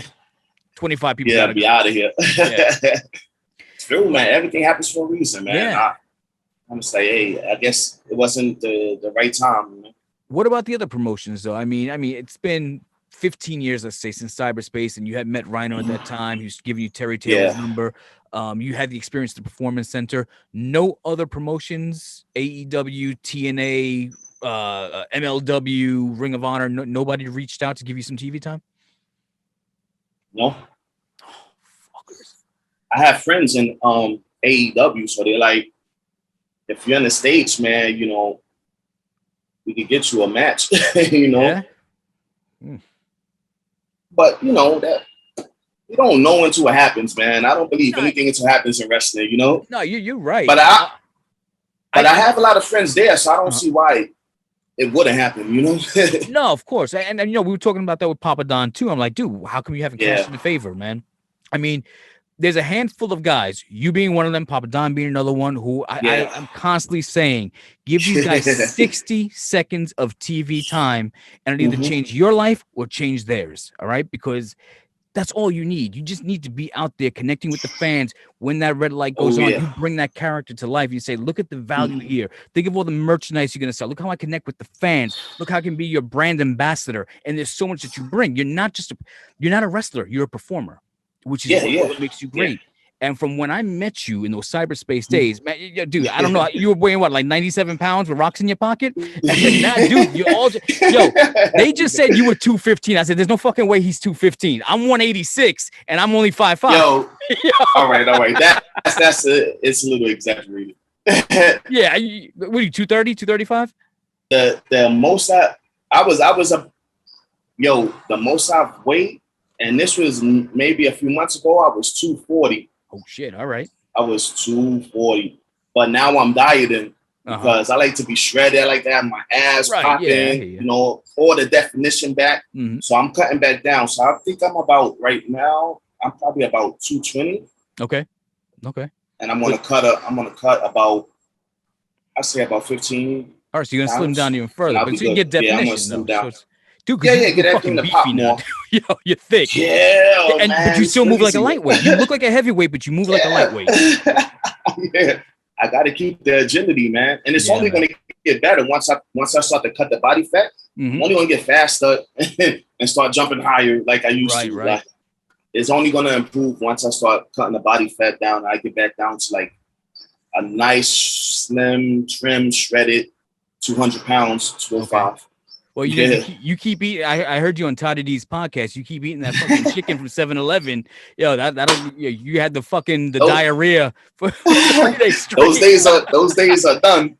Those days are done. Luckily. Yo, don't eat that before a match. You're like, yo, Bobby, we gotta take this home early. I don't. Yo, that's one reason why I don't eat before I wrestle. Nah. And I told people that, and they're like, they get so surprised. I'm like, oh yeah, you want to shit on yourself in the match? Yeah, you get like, the bubble guts in the ring. Like, yo. I'm like, okay. I know a lot of people who had the unfortunate situation where dude, you get dropped on the suplex here. What the fuck's going man. on? You take it home. Man, you catch a kitchen sink. Yo, a nice sharp kitchen sink. Ooh, you're done. Yo, once the bubble guts kick in the match is over. I refuse to shit on myself as a grown man in a goddamn wrestling match. It is not happening at all. No way. Yeah. Speaking of which, I was checking out I want to talk about the evolution of Buffa. But the outfit. I love the outfit, but and I know you mentioned this on Toddy's podcast. You got the saggy pants. Are those draws or are those stitched in? Those stitched in. They're stitched. All right, cool. Yeah. Because I'm like, yo, psychology, wrestling psychology. If I'm your opponent, I'm pulling your fucking pants. That's it. Yeah. I'm like, hey, wobble around now, motherfucker. Mm-hmm. Yeah. They stitched in. I like that you got the Louis V's on under there too. Oh yeah. I'm so glad you mentioned that. You caught on to it. That's one thing. Like with my gear, I love when people catch on to the little things. Yeah. The little things. Like, oh, you got a beeper? Yeah, you caught that right. Yeah. Yeah, man. Hell yeah, the little things. I'm all about the details, the little details, man. Man, so how old are you? What year were you born? 83. 83. All right. So yeah, you really didn't experience the evolution of hip hop. So for you to create this character, like based on I was around there, of course. Right. Yeah. But I mean, if you're talking about like your youth years where you're being influenced and you're really coming into your own, that'd be 10 years later in the early 90s. Yeah. I didn't get to go out to the concerts and all that. Right. So, I mean, you're talking like Naughty by Nature. You're talking Onyx. You're talking, even DMX later on. But you went back further to LL and Run DMC. Oh, yeah. Why those guys? Oh, yeah. Those were like the first rappers I ever heard, like their music. Mm-hmm. They was like they were so big at the time, man. Like, even if you wasn't watching like Video Music Box, you seen them in a commercial or something. Right. And you heard their music without even trying to, flicking through the channels, you would see them. I was like, oh, these guys are cool. They got the big gold chains. Right, right. I was attracted to the gold chains because, my moms and my uncle, they was in the game, if you know what I mean. All right. So, hustling out there. They had the money, you know what I mean? The friends and, everybody would chill, come over to the house, bring me toys. And they'd be rocking that big gold rope chains and the leather pants, leather jackets and stuff. So that was stuff I grew up on, man. Yeah. And I'm seeing this on TV with like Run DMC, LL Cool J. And I'm like, oh, man. And I love to see the trains filled with graffiti. Mm-hmm. My mom's just taking me to school and stuff. I'm like, yo, this is so cool. I wish I could just like go outside and chill with these guys, but I'm too young. You ever tag up back in the days? No, You never man, went tagging? Oh man, I wasn't old enough, man. That fizzled out by the time I was old enough to do it. Okay. And another thing too, at the time, they wouldn't sell spray paint to people under 18, so I couldn't even get it. Yeah, I wanted to. Not even with the Sharpie markers, just getting a tag name and tagging up. Yeah. I used to tag up like the what was your gimmick name? The school tables and all that. Right. What was your gimmick name? Smooth Dog. Smooth Dog? It was smooth. I wanted it to be Smooth Dog, but I couldn't spell smooth correctly, so it was smooth. It was Smooth Dog. I used to tag up my the inside of my closet and all that. Yeah. My mom used to get so pissed. I would be tagging up my door, my bedroom door and stuff. Like, I was tagging everything up. Yo, I started tagging when I was 8 years old. My babysitters used to bring over their boyfriends. They were break dancers. They had the windbreakers and that shit, and beatboxes. So we'd be tagging up, and I didn't have a tag name, so I was just burning my name, Derek, bam, bam, bam. And my mother beat the shit out of me. But yo, till this day, I still write everything capital letters like I'm tagging, and I'd rather write in markers than with pens. Everything's Sharpie marker with me. Yeah, man. I love tagging. Oh man, I used to tag up everything, man. Yeah. Building, hallways, staircase, and all that. That was Smooth Dog. All right. Smooth Dog. And that's that. Yo, you know what's crazy? That's the first time I ever told that story. Yeah. On air. And that's the first time anyone's ever even asked me that. Right. You know? My mom still it calls me that sometimes. It's hilarious. Smooth Dog. Like where the hell I get Smooth Dog from? What the hell? Yo, it's funny though, because like I said, I was born in 75. So I remember the beginning of hip hop. I remember hearing music because my parents were into like, salsa music, disco, all this stuff. So I grew up on everything. And then one day I hear that. I'm like, yo, that's different. That's rhyming. That's something else. I heard Sugar Hill Gang. I heard I like the evolution of hip hop. I'm trying to get into it. I'm trying to learn new things. And somebody's like, yeah, that's rock and roll. I'm like, I don't know what that is. So I go to camp. And my boy who lived in the building next to me, he's walking me over. He's a couple of years old. He's like, yo, what kind of music you listen to? I'm like, yo, rock and roll. He goes, you listen to hip hop? I'm like, what's that? He goes, 2 years ago, a friend of mine. I was like, that's that shit. That's that shit right there. Oh man. Yo, but I'm a product of breaking Beat Street, the shell tops with the 45-inch thick laces, and you tuck them in, man. And I see you bringing it back. And I'm like, yo, I know you're not my age. So for you to go back and bring those old school gems back, an old cat like me appreciates that shit. Oh man, thank you. I'm living it now because I couldn't live it back then. Mm-hmm. And I wish I was old enough to fully experience like break dancing and tagging and the concerts. Just like I love the 80s, man. I love the 80s. I love the 90s. Mm-hmm. But man, there's something about that look. The look of the 80s, like the 70s, mm-hmm. Just the look of New York City in the 80s and how different. Live it grittiness to it. Full of life and it's gritty and raw. I probably had a mustache since I was like 11 years old or whatever the case was. So I used to be able to go to 40 Deuce and go into the peep shows, the 25-cent peep shows. Oh, man. And then I'm like, yo, I did that all through high school and all through college and shit like that. And then they flipped it to Disney. I'm like, yo, this ain't, I used to like the hookers up there. And then the Grindhouse movie theaters where for $5, you're getting a horror, a Western, and some other shit on the Grindhouse film theaters, man, where the fucking seats are all sticky and broken up and there's cracks and cigarette burns in the screen. Yo, I love that shit. Damn, man. Those days are gone now. They are, man. But I'm glad you're giving a throwback to it, too. And like I said, you born in 83, so give it a 10-year gap. So 93, hip-hop changed. Everything's baggy pants and Timberland boots and stuff. So for you to come back with the Kangos, the Gazelles, the big ropes, I'm like, yo, he is taking it back. And then the Boombox, because the Boombox is a character in itself. The Boombox got its own missing piece. So how'd you incorporate the Boombox into it, and where'd you find one? Woo-wee! All right, so after All Money Is Legal, we started the house party. Uh-huh. And this was because of Japan. We changed our names and our music.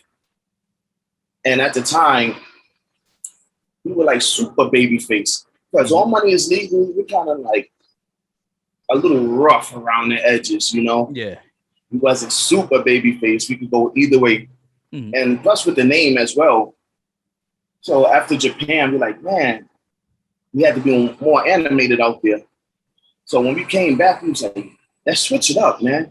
Because we got these kids in the crowd chanting Pusha and murder. Right. We want to be a positive product of our environment. We ain't want to like play off of like the drug dealing and you know, the pimping and all that. And the so business changed to family friendly, so it's hard to get signed when that's, you like. That's my thing. That was up here. That's what was in our mind. We was trying to go to the next level, be more family friendly. So we're big fans of Kid and Play. So it was originally it was a takeoff of Kid and Play, the house party movies. But we didn't want to commit to the big. You want the race ahead. Because at the time we have the cornrows and stuff. So we like, for the indies, we can't commit to this hairstyle. It's like if we get signed, and we got the money behind us, and we're on TV, of course, we'll go all in. So we was like, all right, let's just take the name, but let's do something like a Run DMC, with the Adidas, do the LL Cool J one leg rolled up. Right. Get the big chain, big dookie rope chain. I was like, let's switch out the kick pads and go with the Adidas, because nobody was really wearing sneakers at that time. To wrestle. Now everybody's wearing freaking sneakers. Yeah. So one thing we was missing was the boombox. I was like, we need a boombox.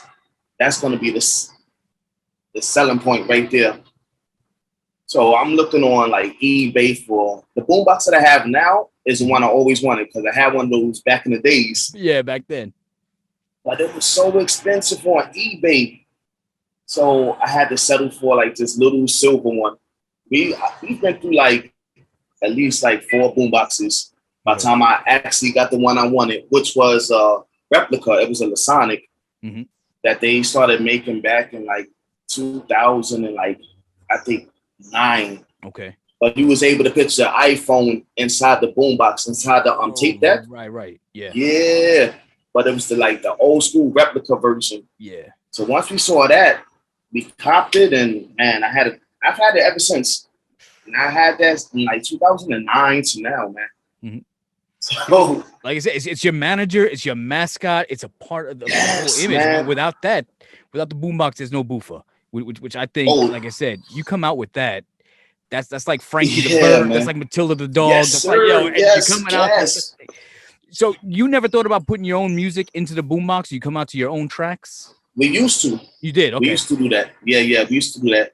But the boombox is just like the original. It takes 10D batteries and it kills the batteries within like a half an hour. It's funny that you say that.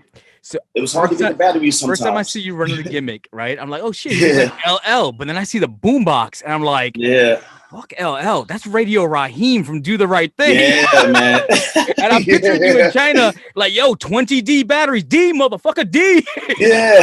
D battery. Like, yo, that's crazy because the last time I actually like turned it on and had it playing was in Hong Kong. Okay. This was about 3 years ago. So I had to go find the D batteries. It was so hard to find those batteries. But luckily, I was able to find them. And man, I put that damn thing on. Oh man, smoke was coming out of it. I was like, click. Let me turn that off and let it rest until it's time to go out. Yo, you know what the good thing about the gimmick though is that you could work either baby face or heel. Obviously, the baby face works you get the crowd into it. But I mean, later on, you end up turning heel. You get the Radio Raheem four finger rings of love and hate, and then you just start putting them on like they're your foreign objects. You're leaving the imprint in their forehead or hitting them with the boombox or some shit like that. Yeah, dude, there's so much that you can do with that gimmick because the gimmick is still hood. Oh hell yeah! Man, it's 80s hood. Yeah, exactly. It's that hood. So how are they responding to that in China? I mean, do they understand what 80s hip hop was like? Do they appreciate the effort that you're putting into that character? Some of them do. Some of them do.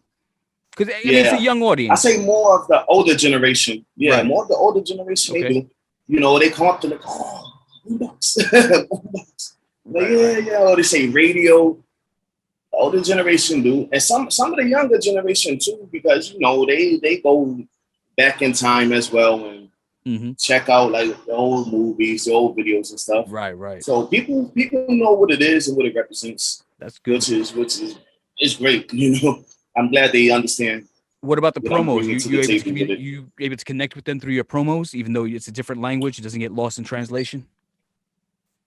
Yeah, if it's on Blast Off, MKW Blast Off, it's translated. Okay. But I don't cut promos like in-ring promos or anything like that. Yeah. Right. That's what I'm saying. They're like, fuck's he saying? Yeah, because they be like, what the hell he's saying it? Yeah. And if they have a translator there, that'd be kind of weird. I'm just talking after them. Yeah, right. Or they talking after me like, so and so. Then I gotta stop and they have them translate that. That's like crazy. And it's smart because you come into the ring, you're like, all right, you're not gonna understand me trying to cut a promo to sell you on this match or why I got beef with my opponent. But let's go with the Aayooo. And they're like, yo, we lost the Aayooo, right? So get them engaged. Or do the strut. You know, strut around and stuff. I see vibes of like, you know, like I said, Coco Beware, Junkyard Dog, where you're going around the ring, you're dancing with the fans, you're making them a part of the match itself, man, and it's over. What are you doing? That's what I grew up on, man. What are you doing with merchandise? Are you selling the Buffa thing? You got T-shirts, foam fingers, anything? It's coming. It's coming soon. It is. It's coming soon. I had so many different ideas lined up, ready to go, but the pandemic happened, or the factories closed down. Yeah. So I had to put it on hold. But being everything is back up and running, I'm getting things worked out. Dude, if you're still in music, you can start passing out those mixtapes. Like, hear my shit. Yeah, man. I might have to get my brother to make me an album or something, or ghostwrite for me. So you're one of the the big Americans there now. Like you said, China's 5 years. It's still in the infancy. You're one of the faces that they're familiar with now. You're now the IBEW champion. Do they treat the wrestlers there the way they treat them in Japan? Do you have sponsors in China? Yeah, they do, but not as many as Japan. Okay. Like a lot of Japanese wrestlers, they have like their own sponsors. All right. You know, it's not like they're sponsors that are sponsoring a company. In Japan, yeah. Okay. Yeah. Yeah, I heard that you go out there, they give you a young boy, which was crazy because you say young boy in America, you think Michael Jackson and Catholic priests. Like, I'm good. I don't need a young boy. You keep that one. I'm good. God damn. I ain't touching that. Yeah, I'm like, I'll figure it out on my own. I don't need that shit. I ain't touching that in more ways than one. Like, but the sponsors treat you good though when you're out there because they look at you, they're like your manager on the road, and then you go out and they start buying you dinner. They take you to parties and shit like that. So how's that lifestyle? Man, it's amazing, man. Yeah, it's awesome. How's the weed in China? I don't know. Even if I did know, I don't know. You don't know. I mean, you know what? I don't know. I don't know. We'll change the question. Massage parlors. I know you can get manicure, pedicures everywhere, but the massage parlors, the shit. Amazing.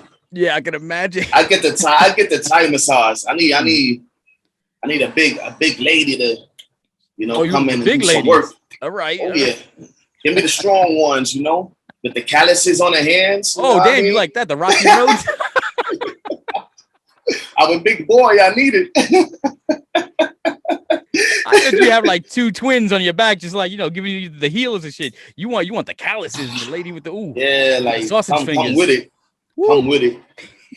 This what I'm paying for, man. Come with it. Yo, man. I wanted to feel like a match. Yo, put those submission holds on. Yeah, right. And they be putting me in surfboards and all that. Like, they be doing like wrestling moves to me. And I'm just, and it's crazy because they be trying to tell me how to position myself.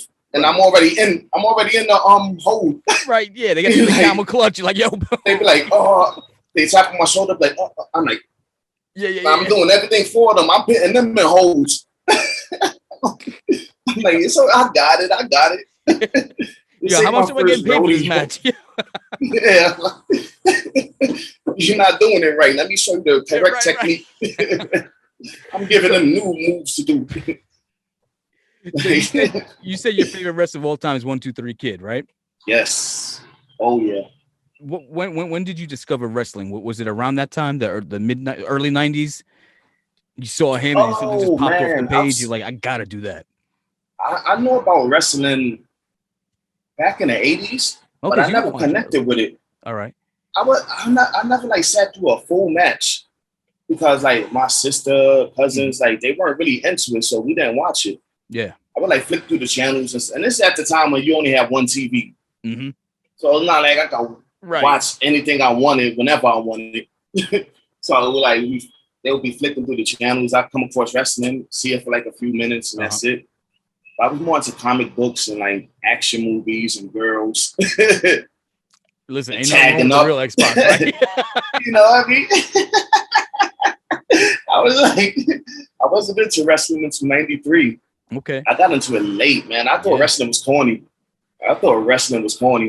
Yo, I didn't know what wrestling was at first. My friends were outside. They're like, yo, let's wrestle. I'm like, I don't know what's wrestling. And they I was like, oh, shit, all right. So I go to a video store, and I'm like, oh, look, Thunder Lips and Mr. T must be fighting. Yeah. I recognize him from Rocky 3, and boom, it was WrestleMania. And I'm like, oh, shit.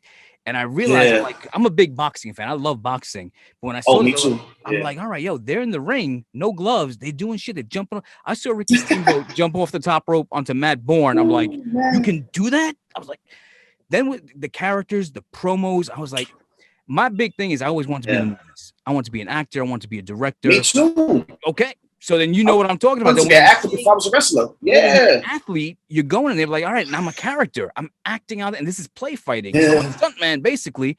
And dude, I fell in love with the business instantly. I mean, I still go to bed at night trying to book things in my head, even though I'm more than likely not going to do anything else. But there was something about it in the 80s that captured me. You caught the bug in the 90s. Things started at the first time. They were going through that transition period. So you weren't really into the larger than life guys. You were into like the smaller guys. Yeah, I always was, man. Was your champ? Mm-hmm. Okay. I was always into the smaller guys, the underdogs. Mm-hmm. Like 1-2-3 Kid was the first guy that got me hooked. Okay. You know, I knew about. I say one of the first like 4 wrestlers I knew about back in like the 80s was like Rick Rude. Mm-hmm. Because I used to always do the dance to like my sister's friends when they would come over. I do the dance. I knew about Jake the Snake because of Damien. Mm-hmm. I was attracted to that. I knew about the Bulldogs because I had the like big LJN, the big rubber toys. shits. Yeah, right. And I had a Bret Hart, so I know about Bret Hart. And I know about the Rockers. Mm-hmm. But I didn't fully like get into wrestling. I knew about them because I either had the action figures, saw them maybe once, or had like a little wrestling card. Right. Like, you know, of the Rockers doing like a double drop kick or something like that. So I knew them because of the items I had of them. Sure. Not because I was watching every week. But in 93, man, it was by accident. Me and my brother watching X-Men. Mm-hmm. They're playing a rerun. So we're like, man, let's just look for something else. We turned the channel and WWF Superstars was on. All right. And we're watching, like, oh, this is dope. Yo, why the hell wasn't watching this before? Yeah. You know, then when I saw 1-2-3 Kid, I was like, yo, he's like our size and our age. And he's wrestling? Like, what the? Yeah, man. He's beating guys? Yeah. Oh, man, we were hooked. So let me ask you a question. So once you got hooked and you got that bug, obviously you grabbed it and moved forward with it. But like when I caught the bug, I wanted to consume as much as I could. So I went backwards with it. So I started with me too. Yeah, so I started grabbing all the Coliseum videos I can get. Yes, because they weren't major pay-per-views. It was only the first WrestleMania. I'm watching the Coliseum videos. I'm watching house shows. And the matches they put in the house shows were better than what you had on pay-per-view. So I was just trying to consume as much product as I could and understand how we got to this point. Again, as being a movie storyteller, I want to know where I'm coming from. Granted, in the 90s, I mean, right now, somebody tried to get into wrestling. Nobody's going back to the first WrestleMania. It's not happening. They'll watch that. I'm not a fan. Unfortunately. But you only had 10 years, less than 10 years, man. It's where you can go back and do all that research. So what did you like that was older? Man, like WWF was the first like wrestling I've ever seen and knew about. So I would go down to my local video store around the corner. Because I used to always be there because he had like the arcades in there. So I would sometimes look at the videos, look at the packaging and stuff like that and see wrestling and all that. But this is in Harlem or the Bronx? This is when I moved to the Bronx. I moved to the Bronx in like 90. All right. In like 90, I moved to the Bronx. So this was in the Bronx. And man, I would go to the video store and I would get all WWF, like anything WWF, like the super tapes and Coliseum videos, or the compilation ones. And man, I didn't care what year it was, who was wrestling. I was like, I'm gonna watch it. I consumed it, everything, man. And I would go back and I would see like guys that had different gimmicks at the current time. Right. And I'd be like, wait, that's so-and-so. Yeah. What the? I'd be mind blown. I'm like, why does he have a different name? Because I thought it was real. Yeah. You know what I mean? It's fun. It's weird. I thought it was legit. I would pull up WCW tapes. I'm like, yo, isn't that Kevin Nash? Isn't that Scott Hall? Like, and this is when they were Diamond Stud and Oz and all this other shit. And I'm like, wow, so they grew. And to me, it was always like I'm a huge baseball fan too. So I would always I would grab the Daily News and look at the matches in back, who got traded to what team and all this other. So to me, that was like the company swapping talent. Like, yo, I'm trading you so-and-so, and he's gonna, we're gonna repackage him over here. And I was like, dude, I just fucking fell in love with it, man. And the storytelling was so rich, especially with Saturday morning wrestling, where you could build up a program for a certain amount of time. So when you finally decided to become a wrestler, you took your style from your original inspiration of the 1, 2, 3 Kid, or what really made All Money's Legal? Oh yeah, I started off as 1, 2, 3 Kid clone. This is before All Money's Legal, because we wanted to be singles wrestlers first before we became a tag team, because we knew like, we are brothers, so we're gonna team up eventually. Right. Let's become like singles wrestlers first. Let's do it the other way around, because you see like the Rockers, start as a tag team, then they became singles. But let's start off as singles, learn how to be singles wrestlers, then we'll connect later on, become a tag team. So I was wrestling in like these red tights, throwing spin kicks. Every spin kick 1, 2, 3 Kid did, I did. I'm doing flips and all this craziness. And you wrestling your brother in the house? Yeah, in the house. Yeah. But when we first came to the Doghouse, we would rent out the ring. This before we started training. Okay. Like a bunch of me and my boys, we would rent out the ring, $10 a head. We get the ring every Saturday from like 2 to like 6. Wow, for $10? And we would do like our little like wrestling events. We called it small indies. Foil championship belts. Yeah, we called it small indies because at this time backyard wrestling was huge. Yeah, but we wasn't wrestling in the backyard. We was wrestling in an actual ring inside of a actual wrestling school. So we called it small indies. So we would do our little, small indie shows and stuff like that. And my brother, he was always cast. He always was like the same, pretty much. So we used to wrestle each other a lot. So after a while, like a lot of other like guys our age found out about the Doghouse. So they started to come with their own little small indie companies. Yeah.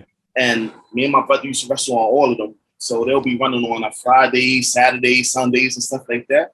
We was always wrestling each other. So of course we had great chemistry. And it wasn't until we actually started training at the Doghouse, they decided to team us up instead of having us as singles wrestlers. Right. And that's what led us to wrestling with the Solution in our first tag team match. Oh, no shit. Okay. At the Doghouse. Yeah. Wow. Things come full circle. Look at that. You end up winning a championship because they couldn't make their fucking ride. And that was your first match. I owe them a lot, man. Rest in peace, Harry. Oh my God, man. Yeah, we lost him recently. Good guy, man. Solution is they're like connected with me like this, man. Yeah, forever. Man. That's my career, man. That was the beginning. How's the brotherhood in Japan and China? I mean, you came up with guys in the doghouse. You worked the Indies in the Northeast. Yeah. You worked around town, but then you go out there. Now you're the new kid on the block. You're an American, different language. How you bonding with the other guys in the back?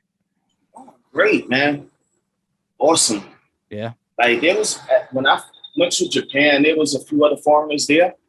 Like my boy Dylan James, my boy Bitman. Dylan is from New Zealand and Bitman is from Hong Kong. So we like completely like hit it off.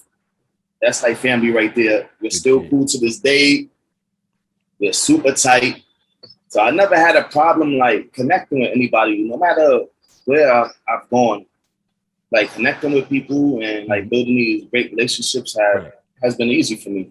Yeah, man. It's almost like the military. You're in the trenches with these dudes. You got to watch each other's back, especially in a foreign land. Oh, yeah. It's even a tighter connection when there's other foreigners there, too. Because, we're the foreigners. Yeah. So, now don't get me wrong. There was a lot of foreigners there who was like ass kissers. So they would always try to kiss up to the Japanese guys. And those were the guys that we would just like brush off and basically run out of the damn company. Right. We were sleazeboards, man. Like, they convinced that they're gonna sell out the Tokyo Dome one day. And it's just like, yo, dude. Come on, bro. Stay in your lane. Nah, man. Yeah. Exactly. Like, stay in your lane. Like we've been here we was here way before you. We built our name, and you coming in like you're a big shot, and you're over here trying to play the political game. Like we've been here for like all these years, and we're not even playing that game. Yeah, right. So you want to come in and try to play that game and like step on our toes and like try to get a position above us when you haven't even put in any work? Like, nah.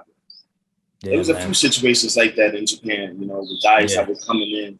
It's like, oh man. I got sick of it after a while because they would like bring these guys in, and we recommended all these like great wrestlers for them to bring in, and they're just bringing in some random dudes. Okay.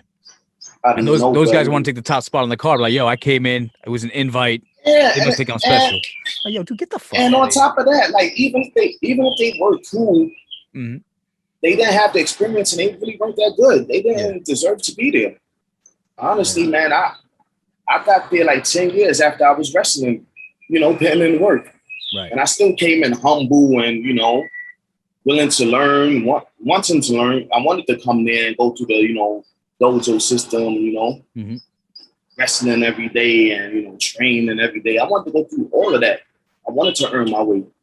But some of these other guys would come in and they didn't want to train, or even if they train, they can't even get to the damn training session. They can't even get through the warm-ups. It's like, come on, this guy got this golden opportunity and he's just like shit in the bed. So does that help you out though with management when they see you holding your own? They're like, yo, listen, he's not here to play the politics game. Oh yeah, these guys can't hold it. He ran him out of here. Yeah. All fucking mouth, no action. But he's Buffa, just being a veteran. Yeah. Oh yeah. Absolutely, man. They saw it, man, and they would give me positive feedback on that. Because I never like try to push it on anybody, Yeah. I was never like talking about, I've been in this business for this amount of years and like carrying myself like I'm some like grizzled vet, right. Yeah. Because I wasn't, and so what if I have more experience than this guy? I'm not gonna like treat him like shit. I'm not gonna treat you the way you treat me. Right. It's just that a lot of these guys will come in with these big heads because I'm in Japan now, And that's the thing. Like a lot of these dudes, they feel like the invite is the big thing. Like I must have been some big shit in the States because they wanted to bring me over here and pay me that big money. I'm like, no, dude, you make your shit. You speak it in the ring. Do it with your work. Yeah. Do it with your body, your work. Do it with how you put the people over, how you work with that crowd, how you make money for this business. Because you know what? Guaranteed people are buying tickets. They may not be buying a ticket to see you though. Big difference. Yeah. Yo, that is so true. And I used to always say, man, it's not about how you got here or you getting here. It's about what you do when you are here. Yeah. Because a lot of guys done had tours to Japan, but they were like one tour. Right. You know? Yeah. And a lot of them didn't do a damn thing. Like, nobody remembers them or cares about them. A lot of them didn't even get the invite back. You know? So it's like, it don't mean nothing. It's not the same as it was in like the 90s and 80s. You know? Like, guys were getting invites to 01 like crazy, man. Yeah. And I was like, God, man, why? It's watering down the damn product, man. Yeah, I mean, sometimes it's so just fodder, bad. man. Sometimes they just need a new face to feed to their big names over there. So like, all right, bring this guy in. He put on a good match, but 2 months and you're out. We don't need you again. Yeah. I mean, but you've held your own there, and you made a home for yourself. Oh, yeah. I mean, you've made a business, and by staying out there, granted, you know, the body only has so many bumps on the card, but you want to open a dojo out there. That's the ultimate goal. If you don't get signed by the big leagues, you want to open up and start training people out in China. China or Japan? China. In China, the dojo? Okay, that's cool. Yeah. That you like it there.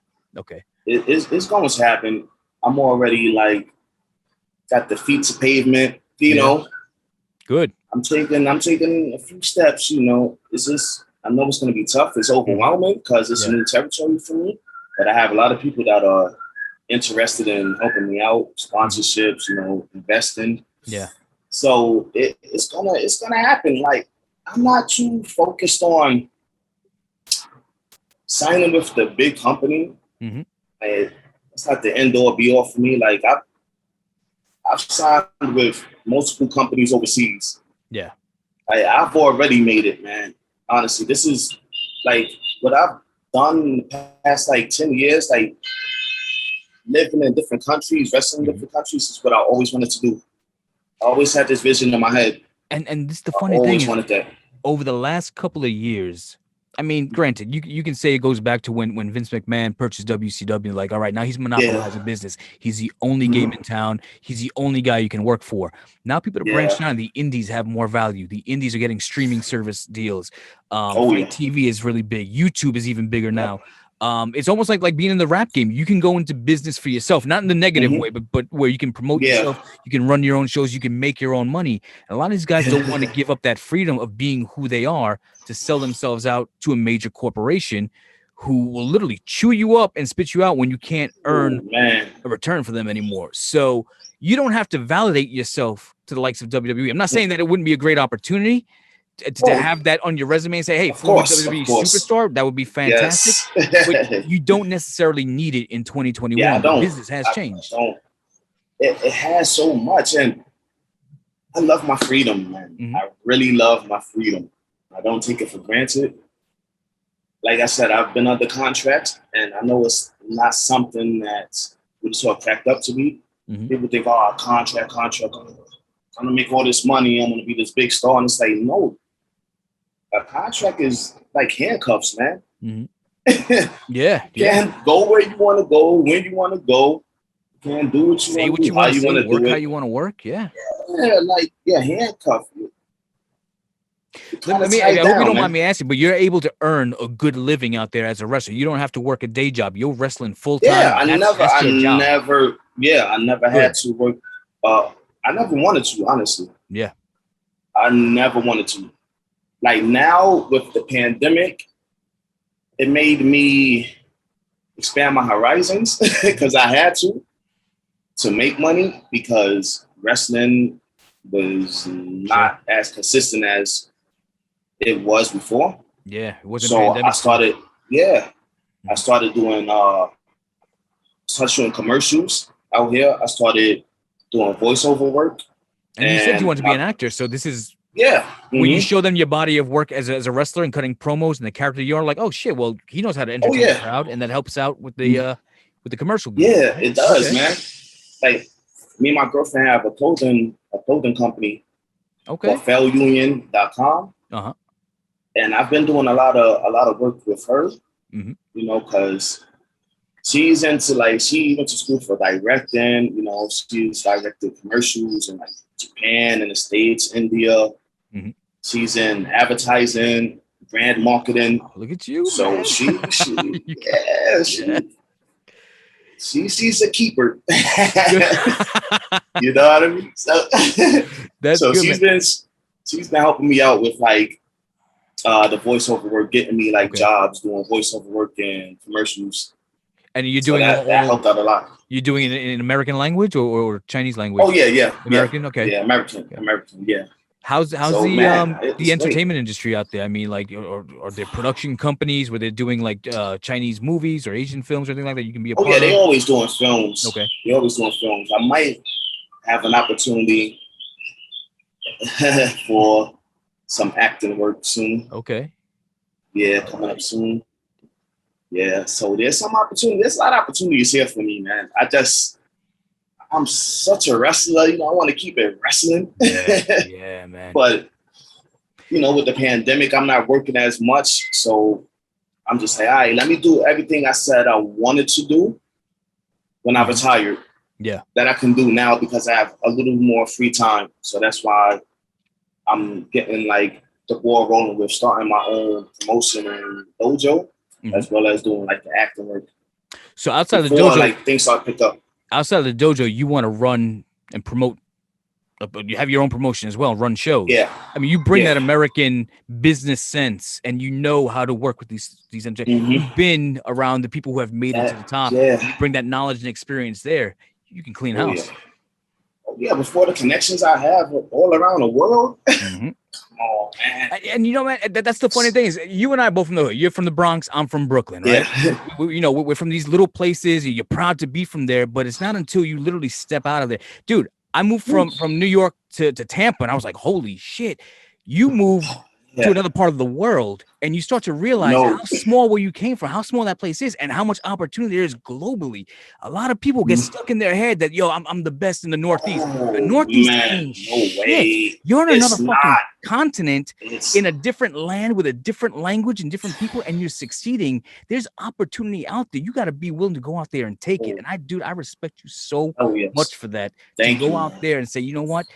The world is such a big place, man. They say it's small. That shit is huge. And to get that global audience behind you, man, dude, that takes balls. It does. Not everybody's cut out for that. Oh, definitely not. You could have easily just laid back in your comfort zone of working the indies, working the Northeast, doing that, being the. That's like when they say, "Oh, I'm the local DJ." Oh, you local? All right, guys. Remember Juice? Oh, you local. That's one of my favorite movies, bro. Dude, I love you just local. You local. That's what I'm talking about. Yeah, man. That's my joint. That's my. Yeah, they want to be a local celebrity, but now you're a global celebrity, man, and it's fucking fantastic. It's over your hard work and the risk. And it's crazy, man, because I don't get enough credit for that. I don't get the spotlight put on me that I should. I'm one of the only wrestlers that's been able to make a living overseas in different countries. Most go to like just Japan and they stay there. Right. Look at all the places I've lived and wrestled. And I'm from New York City. I'm from the Northeast. But you don't see these content creators out here giving me that spotlight like they do other guys that nobody's ever heard of. And I'm like, yo, you hate me that much? Yeah. You're haters for real? Dude. Because I'm like, I see some of the guys they profile and I'm like, who is that? Like, right, yeah. I'm like, all these big things I'm doing, and it's bigger than wrestling. I want to be that bridge. Yeah. From China to all these other countries. I want to have guys be able to come to China, make a living like I have, experience this, and have guys from China go to these other countries and experience. Like, I want to open up these doors for everybody, man. It's not just about me. I'm not selfish. Yeah. Yeah. Dude, you're the founding father. To all these places for a reason, man. You're legit a founding father in China. Because like I said, these dudes like to live in their comfort zone. And they wouldn't take the opportunity. They would wait for a guy like you to be there, then to call you like, yo, bro, can you get me booked? Like, no, dude. You went out there and you made it your own. I had to put in that groundwork, man. Yeah. It's not just for me, man. It's for everybody. When it's all said and done, people are really going to understand why I left my comfort zone and threw caution to the wind. Let me ask you a question. I know you got the girl. What if one day it happens where you end up like your brother, you got little ones running around, little Buffas? I mean, how does that stall your progress? Because, you know, the clock don't go backwards. You're not going to get younger. At some point, you want to grow the family in some way. But what does that do to you? I mean, how does that, does your girl have an understanding that maybe one day as things get bigger, as you become a promoter, you got to go globally and you take your tour from China to Japan or Australia to wherever? She knows. Yeah. I mean, she's lived in like a bunch of different countries as well, working just like me. That's why we click, because she's lived in the States. She's lived in Harlem. Oh, really? She's lived in Cali. She's lived in Japan. Okay. And she only moved to these countries for work, just like me. So she understands the grind. Like, we understand each other, you know, so she will understand. Like, let's say that happens, or when it happens, it wouldn't be a problem, you know. Of course, I'll have to take some time off from, like, the wrestling, but hopefully, like, by then, I'll have my company up and running, right. So I can just sit back and chill. You'll be delegating, because I'm still gonna be touring. I'm still gonna be touring when my promotion is running shows. I'm not gonna be on every show. I'm still gonna be doing me. But if it happens, a little one comes during that time, cool. I'll just sit back and I'll play the promoter. So let me ask you a question. You've been out there 2 years. That's the home. How are you staying connected with the pop culture changes in the States? So that way, as time goes on, your gimmick can transition so they can understand, they can relate to what's going on. You staying in you watch movies, you listen to music, you seeing things that are changing? Oh yeah. I'm connected. Okay. I don't watch any current wrestling really. Yeah. Outside of my boys and stuff. Or like some of the guys that send me stuff, like some of the students, because I do like online coaching. Okay. Yeah, I do online coaching with my boy Luke King Sharp. He has an online dojo. All right. So I do online coaching. I told all the guys, like, yo, send me your stuff, man. I don't care what it is. Send me your matches, your promos, and I'll give you feedback. You know, so I watch their stuff, and I might come across like some current stuff from like WWE, AEW, TNA. Only because it's on my newsfeed. I'm not looking for it. Right. Yeah, dude, I'm the same way. Something catches my eye, I'll watch it. There's only like 30 seconds or something. It's not. I haven't watched a pay-per-view in almost 2 years. I gave up. Me too. It's like they say, it's not the girl I fell in love with. She's changed now. It's just different. I say that too. I'm like, it's not what I grew up on. So I don't watch it, man. Yeah, man. It's like, So does that play a part into your decision to not want to come back? Because you're like, well, if I come back, that's where you want me to work. I don't want to do that shit. That plays a part too. Yes. Yeah. It does. That plays a part. But I'll say this, man. It's still a goal of mine. I'm just not chasing it. Right. You know, I built up a resume for myself that's very impressive. You know, my work speaks for itself. Yeah. It's not my job to go to you like, can I get an opportunity? Where's the talent relation people? You know? Right. Yeah. You're not a rookie, man. Like, you've worked globally. They should say, I've seen your stuff. I've seen your links. There's no reason. You don't have to go send them the VHS and the headshot. Yeah. Especially in the social media age. Come on now. All my stuff is on Facebook. It's on Twitter. It's on Instagram. I post on Instagram every day. And I'm not posting pictures. I'm posting actual video matches and clips. Dude, I was going to say that. I mean, you're a marketing machine. Not even just for yourself, but for your promotions. Yes. And it could. I need to get a little better with it. You know, that's why I've been doing a lot of podcasts. Okay. Like, I've been on a roll. Yeah. This one right here is probably podcast like number 7 or 8. Oh, yeah. I in know. Like 2 weeks. I'm like, oh, shit. I'm like, damn, he's booked everywhere. Yo, man. It's what, like, I woke up at 7 a.m. to do this with you. Yeah. And I'm usually up at like 10. Yeah, man. Wow. Yeah, it's your PM is my AM. My AM is your PM. Gotcha. So it's a 12-hour difference? Yeah, man. Okay. So, well, good morning. I just been on the road. Thank you. Good morning to you. and good night. Because after this, it's gonna be about. Damn, I don't even know what time, but it's gonna be nighttime. yeah, man. Nah, here, dude. I've seen you around. I know you. I know you did Todd's podcast a couple of times. I think you did. You did Boogaloo's podcast. Yeah, Eddie Guapo and Angel. Eddie Guapo and Angel. Yeah. So I'm booked to do Boogaloo's. Oh, that's what you're booked for. Okay, yeah, I saw him mention that. Yeah, I booked for soon. Yeah, man. Yeah. Like I said, you've been doing the rounds now, which is good because, like I said, they got to know more about what's going on. I think that you winning the IBEW title, being the first champion there, helping promote a new promotion, talking about what you've already accomplished over there, but what your goals are in the future. So they don't just say, oh, well, Marcelo's out there and he's just doing his fucking thing because he couldn't get work over here. No.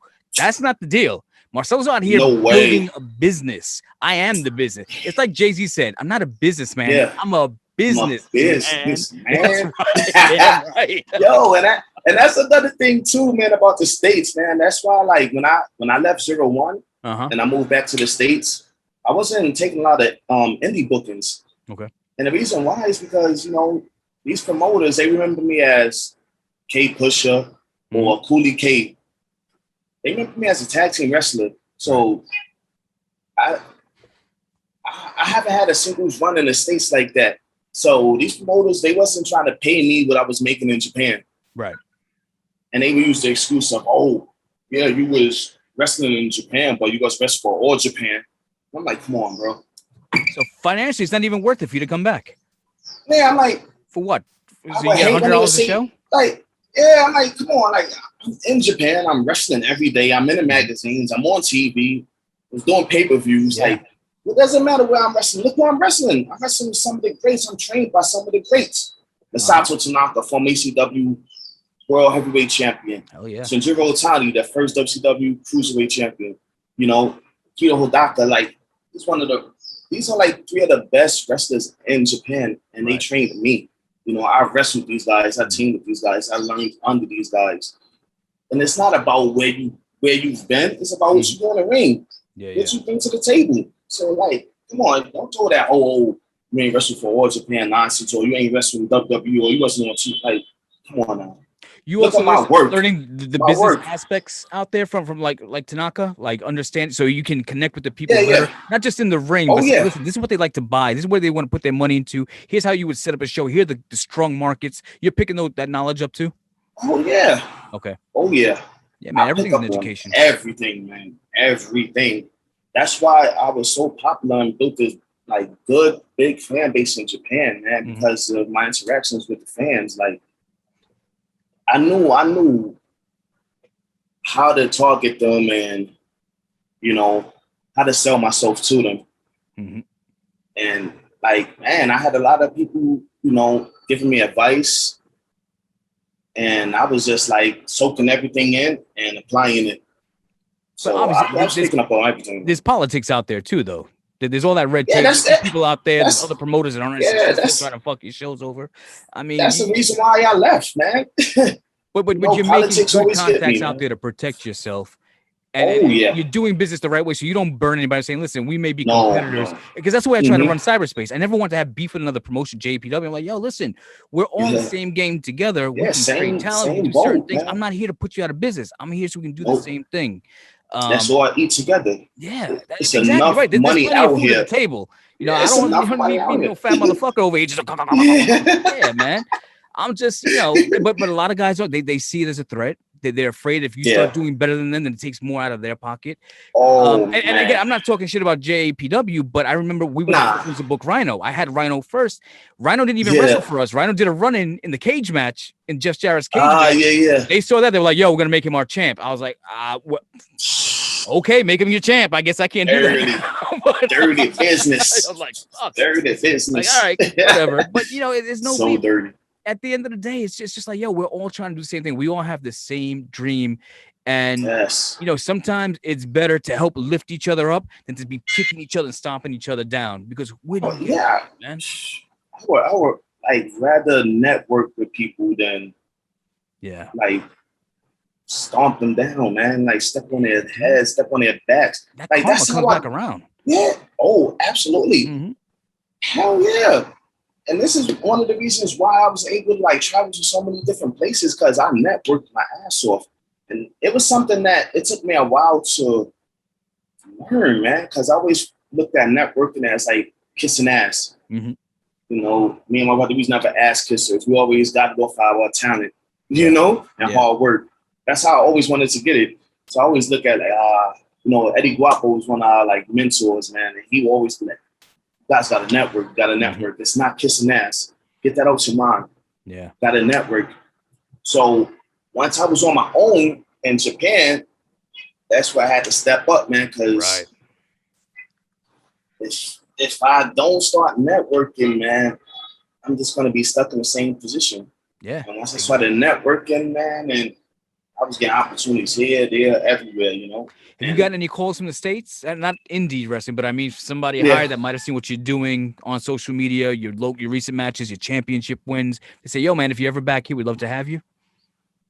Yeah, some promotions. They have? Yeah. I mean, again, not the indies, but like maybe somebody who might have some TV time. Nah, nothing. The only time that happened was WWE. Yeah, and that was 2019. Yeah. You know, it's I look at it as like out of sight, out of mind, even though I hate that because social media, like people really can't say that, but I know that's how they think. Yeah, it's crazy, man. It's like we mentioned before. And I always fucking go back to like 60 seconds. Even if you did a job match for Jungle Boy on AEW, you have the moniker of as seen on AEW. That's it. Yeah. And it's just one of those things where like just to have that little notch in your belt. And like I said, what you bring to the table, I don't understand how these people don't see dollar signs in their fucking eyes. Everybody comes to their boombox. They give you your custom music. They'll have your brother rapping on it. He'll lead you to the ring with the microphone. You got little foam boomboxes that you're passing out to people. Yeah, I mean, dude, there's so much enriched, so marketable, man, that the American audiences will get because this was born and bred from an American idea, and they're missing out on that opportunity. And there's nobody else like that. And this is why I keep on getting ripped off. All Money is Legal is probably the most ripped off tag team ever. Yeah, you've seen a lot of that? Yes, man. And even me now as a singles wrestler. They're ripping off Buffa? Like, there's a team in AEW. One of them comes out with a boombox. It's not even a real boombox. One of them is a rapper, the smaller one. The other one's coming out with a boombox, who's the bigger one. But the boombox, it's not even a boombox. It's like one of them boom. I don't even know what they call it, the bump box or something. Nah. It looks ridiculous. So they got that thing going on there now. And I'm like, these guys are from the Northeast. Of course. You know, I've done shows with them. Yep. Oh, you've done shows with them? So you know them. Yeah. Which I don't know them, but I was in the same locker room with them when they was doing different characters. It's safe to say that you've inspired what they're doing right now, that they might have seen your clips like, oh, good idea. I'll take one of those. All Money has inspired a lot of teams.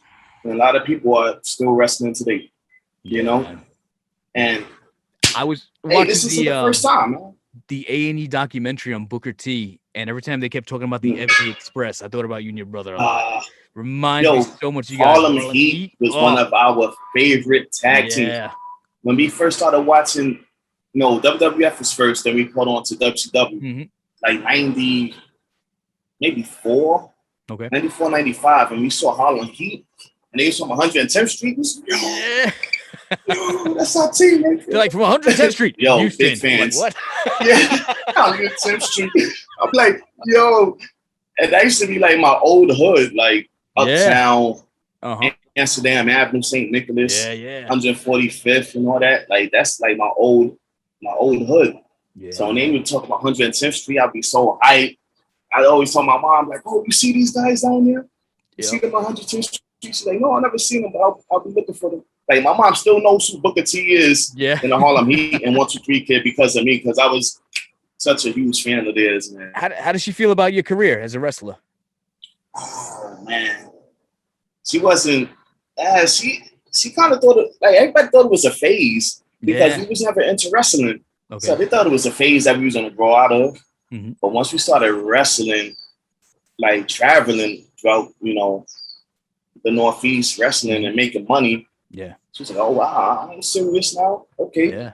But once I moved to Japan, man, that's when she was like, serious. Oh, wow. Yeah. Yeah.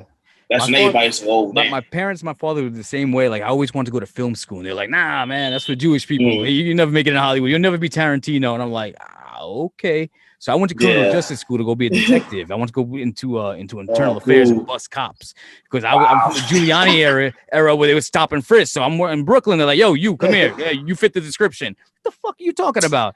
So they pat me down. I'm like, yo, I want to go. If I can't be a director or an actor, I want to be a cop that goes out and busts cops. And I went to John Jay in Manhattan, but I found the drama department.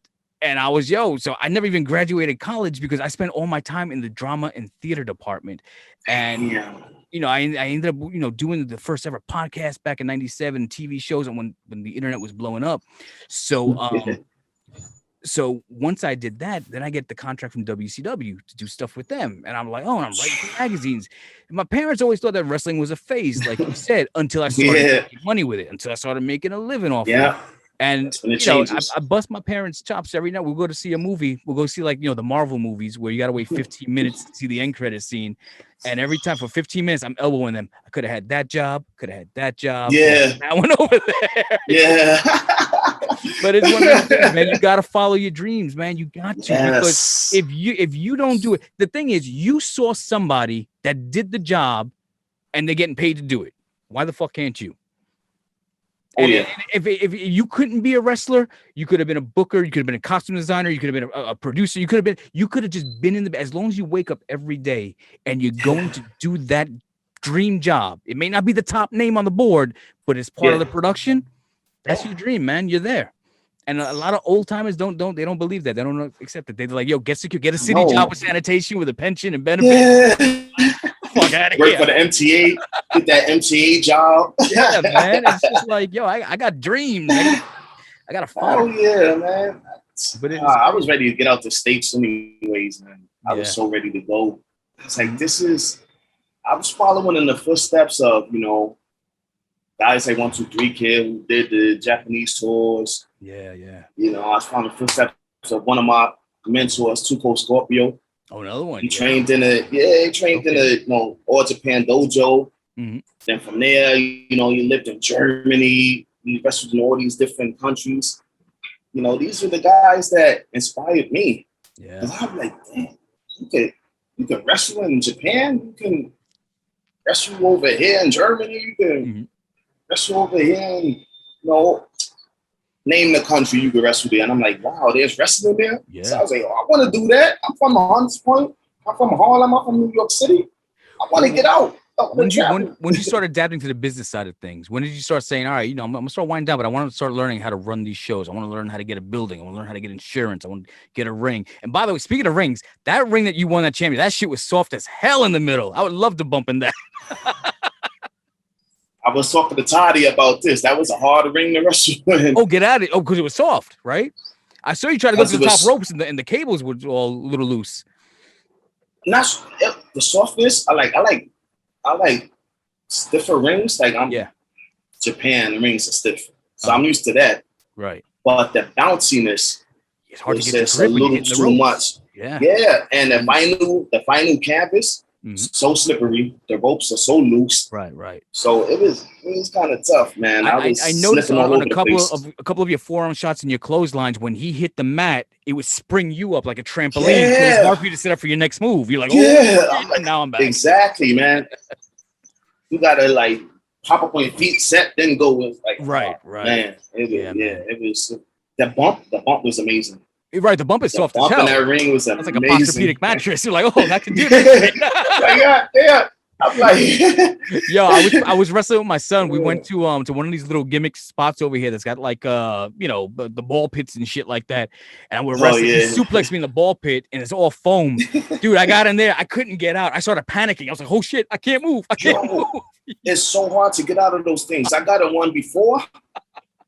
Yo, it feels like you're drowning. Yeah, exactly. Without being in water, that's a great workout. Yeah. Now I see why they have one of those rings in the Performance Center. Okay. It's super cushiony. Right. And it's for that reason, because it takes so much energy to move around that thing. I almost went into And I was like, anxiety because I wow. couldn't get out. I had nothing to grab onto. I was in the middle of the pit, and the styrofoam is just pushing me down further. And I'm losing my shit. And I saw your ring, and I was like, that reminds me of that fucking foam pit, man. Yeah, man. That damn dent in the middle. Yeah. Oh man. That's why I wasn't even trying to run the ropes that much. I had to change things before the match and during the match. Was that a 20-foot ring? It looked pretty big. Yeah. 20 foot? 20 foot, yeah. Okay. Yeah. Yeah. And that's the thing in Japan, like in China, they don't really know how to make the rings that good. Okay. Because like the ropes are like low. If you notice, the ropes are low. Like the rings in China, the ropes are either too low or too high. Because they don't really have like like kind of like an idea of like how to make the ring correctly to make it right. You know, so they just going off like pictures and what this guy is saying, and it's kind of tough. Like the rings in Hong Kong are way better. They're Japanese rings. Man, I went to a show stiffness in and Texas, ropes and all that. And in Texas, it was just a spot show. It was a lucha show in Dallas, and they didn't have pads for the ring. They just had the boards, and they had extra rolled up carpet underneath the thing. So that was your padding. Dude, that shit looked hard as hell. And those dudes were coming out with like blisters on their back, taking bumps on literally just straight, not even what do you go, like 2x4s, thick ass 2x4s with a little padded carpet on there. I was like, yo, nah, negative. I'm not taking a bump on that shit. Yeah, man. And I mean, in Mexico, those rings are stiff as hell. And it's no surprise why they don't take a lot of bumps in Mexico. Everything is rolls and like fucking flips and shit like that. I'm gonna do this punch on the concrete because it's softer. Yeah, that's all. Like, yo, I understand why the luchador style was so acrobatic, because these guys can't be bumping around like that in those stiff ass rings. You know what I mean? Like, yo, man, that's why they hate taking bumps. They're like, nah. Yeah, they take a drop kick and take a roll bump off of it. Like, so once you start running as a promo, what do you think is gonna be the most difficult part of the business aspect of things? Oh, I don't know, man. I really don't know. I think everything's gonna be hard at first. Yeah, definitely. I mean, you talk about your heart rate going up. We're like, oh, my money's in this shit. Like, everything is gonna be tough, man. That's gonna be like the hardest thing is this. But what kind of struggles have you seen the bookers go through out there, or not necessarily the bookers, but the promoters, in terms of getting fans to the arena, getting more crowds there, selling tickets, getting insurance? I mean, have you got all those bases covered yet? So when you finally decide to do it, you're like, all right, look, it may not be the most successful thing at first, but it's put together right. I got all my ducks in order. Yeah, I think for me, seeing the talent here, I think the hardest thing for me is going to be the matches, like the in-ring quality. All right. I think that's going to be the toughest, because, you know, there's a lot of, no, I won't say a lot of promotions here in China. There's about 5, and I wrestle for all of them, and I know like the promoters and all that. So I know I won't have a hard time finding a building. I already have somebody that's found a building for me. I know getting insurance. I know all that stuff, like all the paperwork and all that behind the scenes stuff won't be as hard because I'll have a lot of help. Yeah. I think the in-ring quality is going to be something that I'm going to have a hard time with, because a lot of the guys here,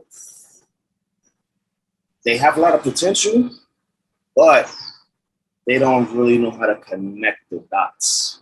So when you start running as a promoter, on like AEW and stuff, and like the style that we see now, that's what they want to do, and they try it, but it doesn't look good because they don't have the basics down packed. They don't have the footwork down packed to make it look crisp. It looks very choppy, and they don't really understand the psychology of pro wrestling, you know. But as a promoter, are you going to separate church and state? And what I mean by that is, you're going to have your dojo and you're going to have your shows, but your shows aren't going to be student shows. Your show's going to be with guys who are established now, because you got it. That's where your money's coming in. Yeah. Okay. Gotcha. Yeah. You know what it's like out here when you see student shows, like, oh, these fucking ticket sellers. Here we go. a Frank Goodman show. There's 7 hours of ticket sales before you get to Shane Douglas and Sabu.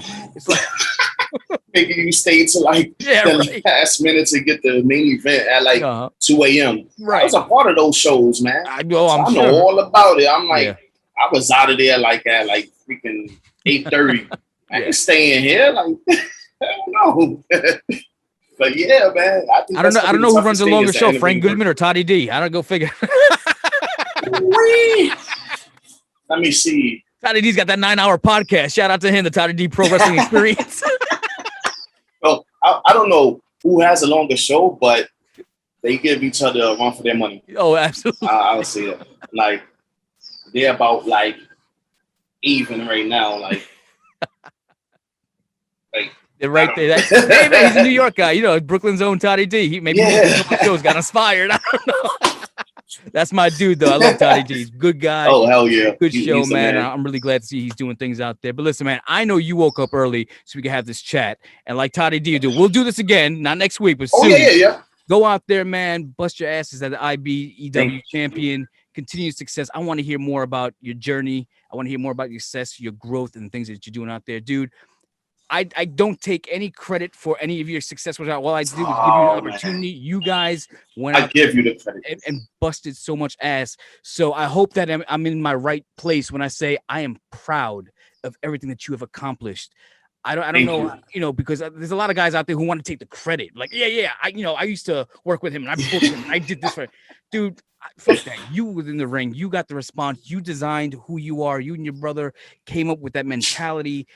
You're a self-made man, and all I can say is I'm proud to and honored to have worked with you.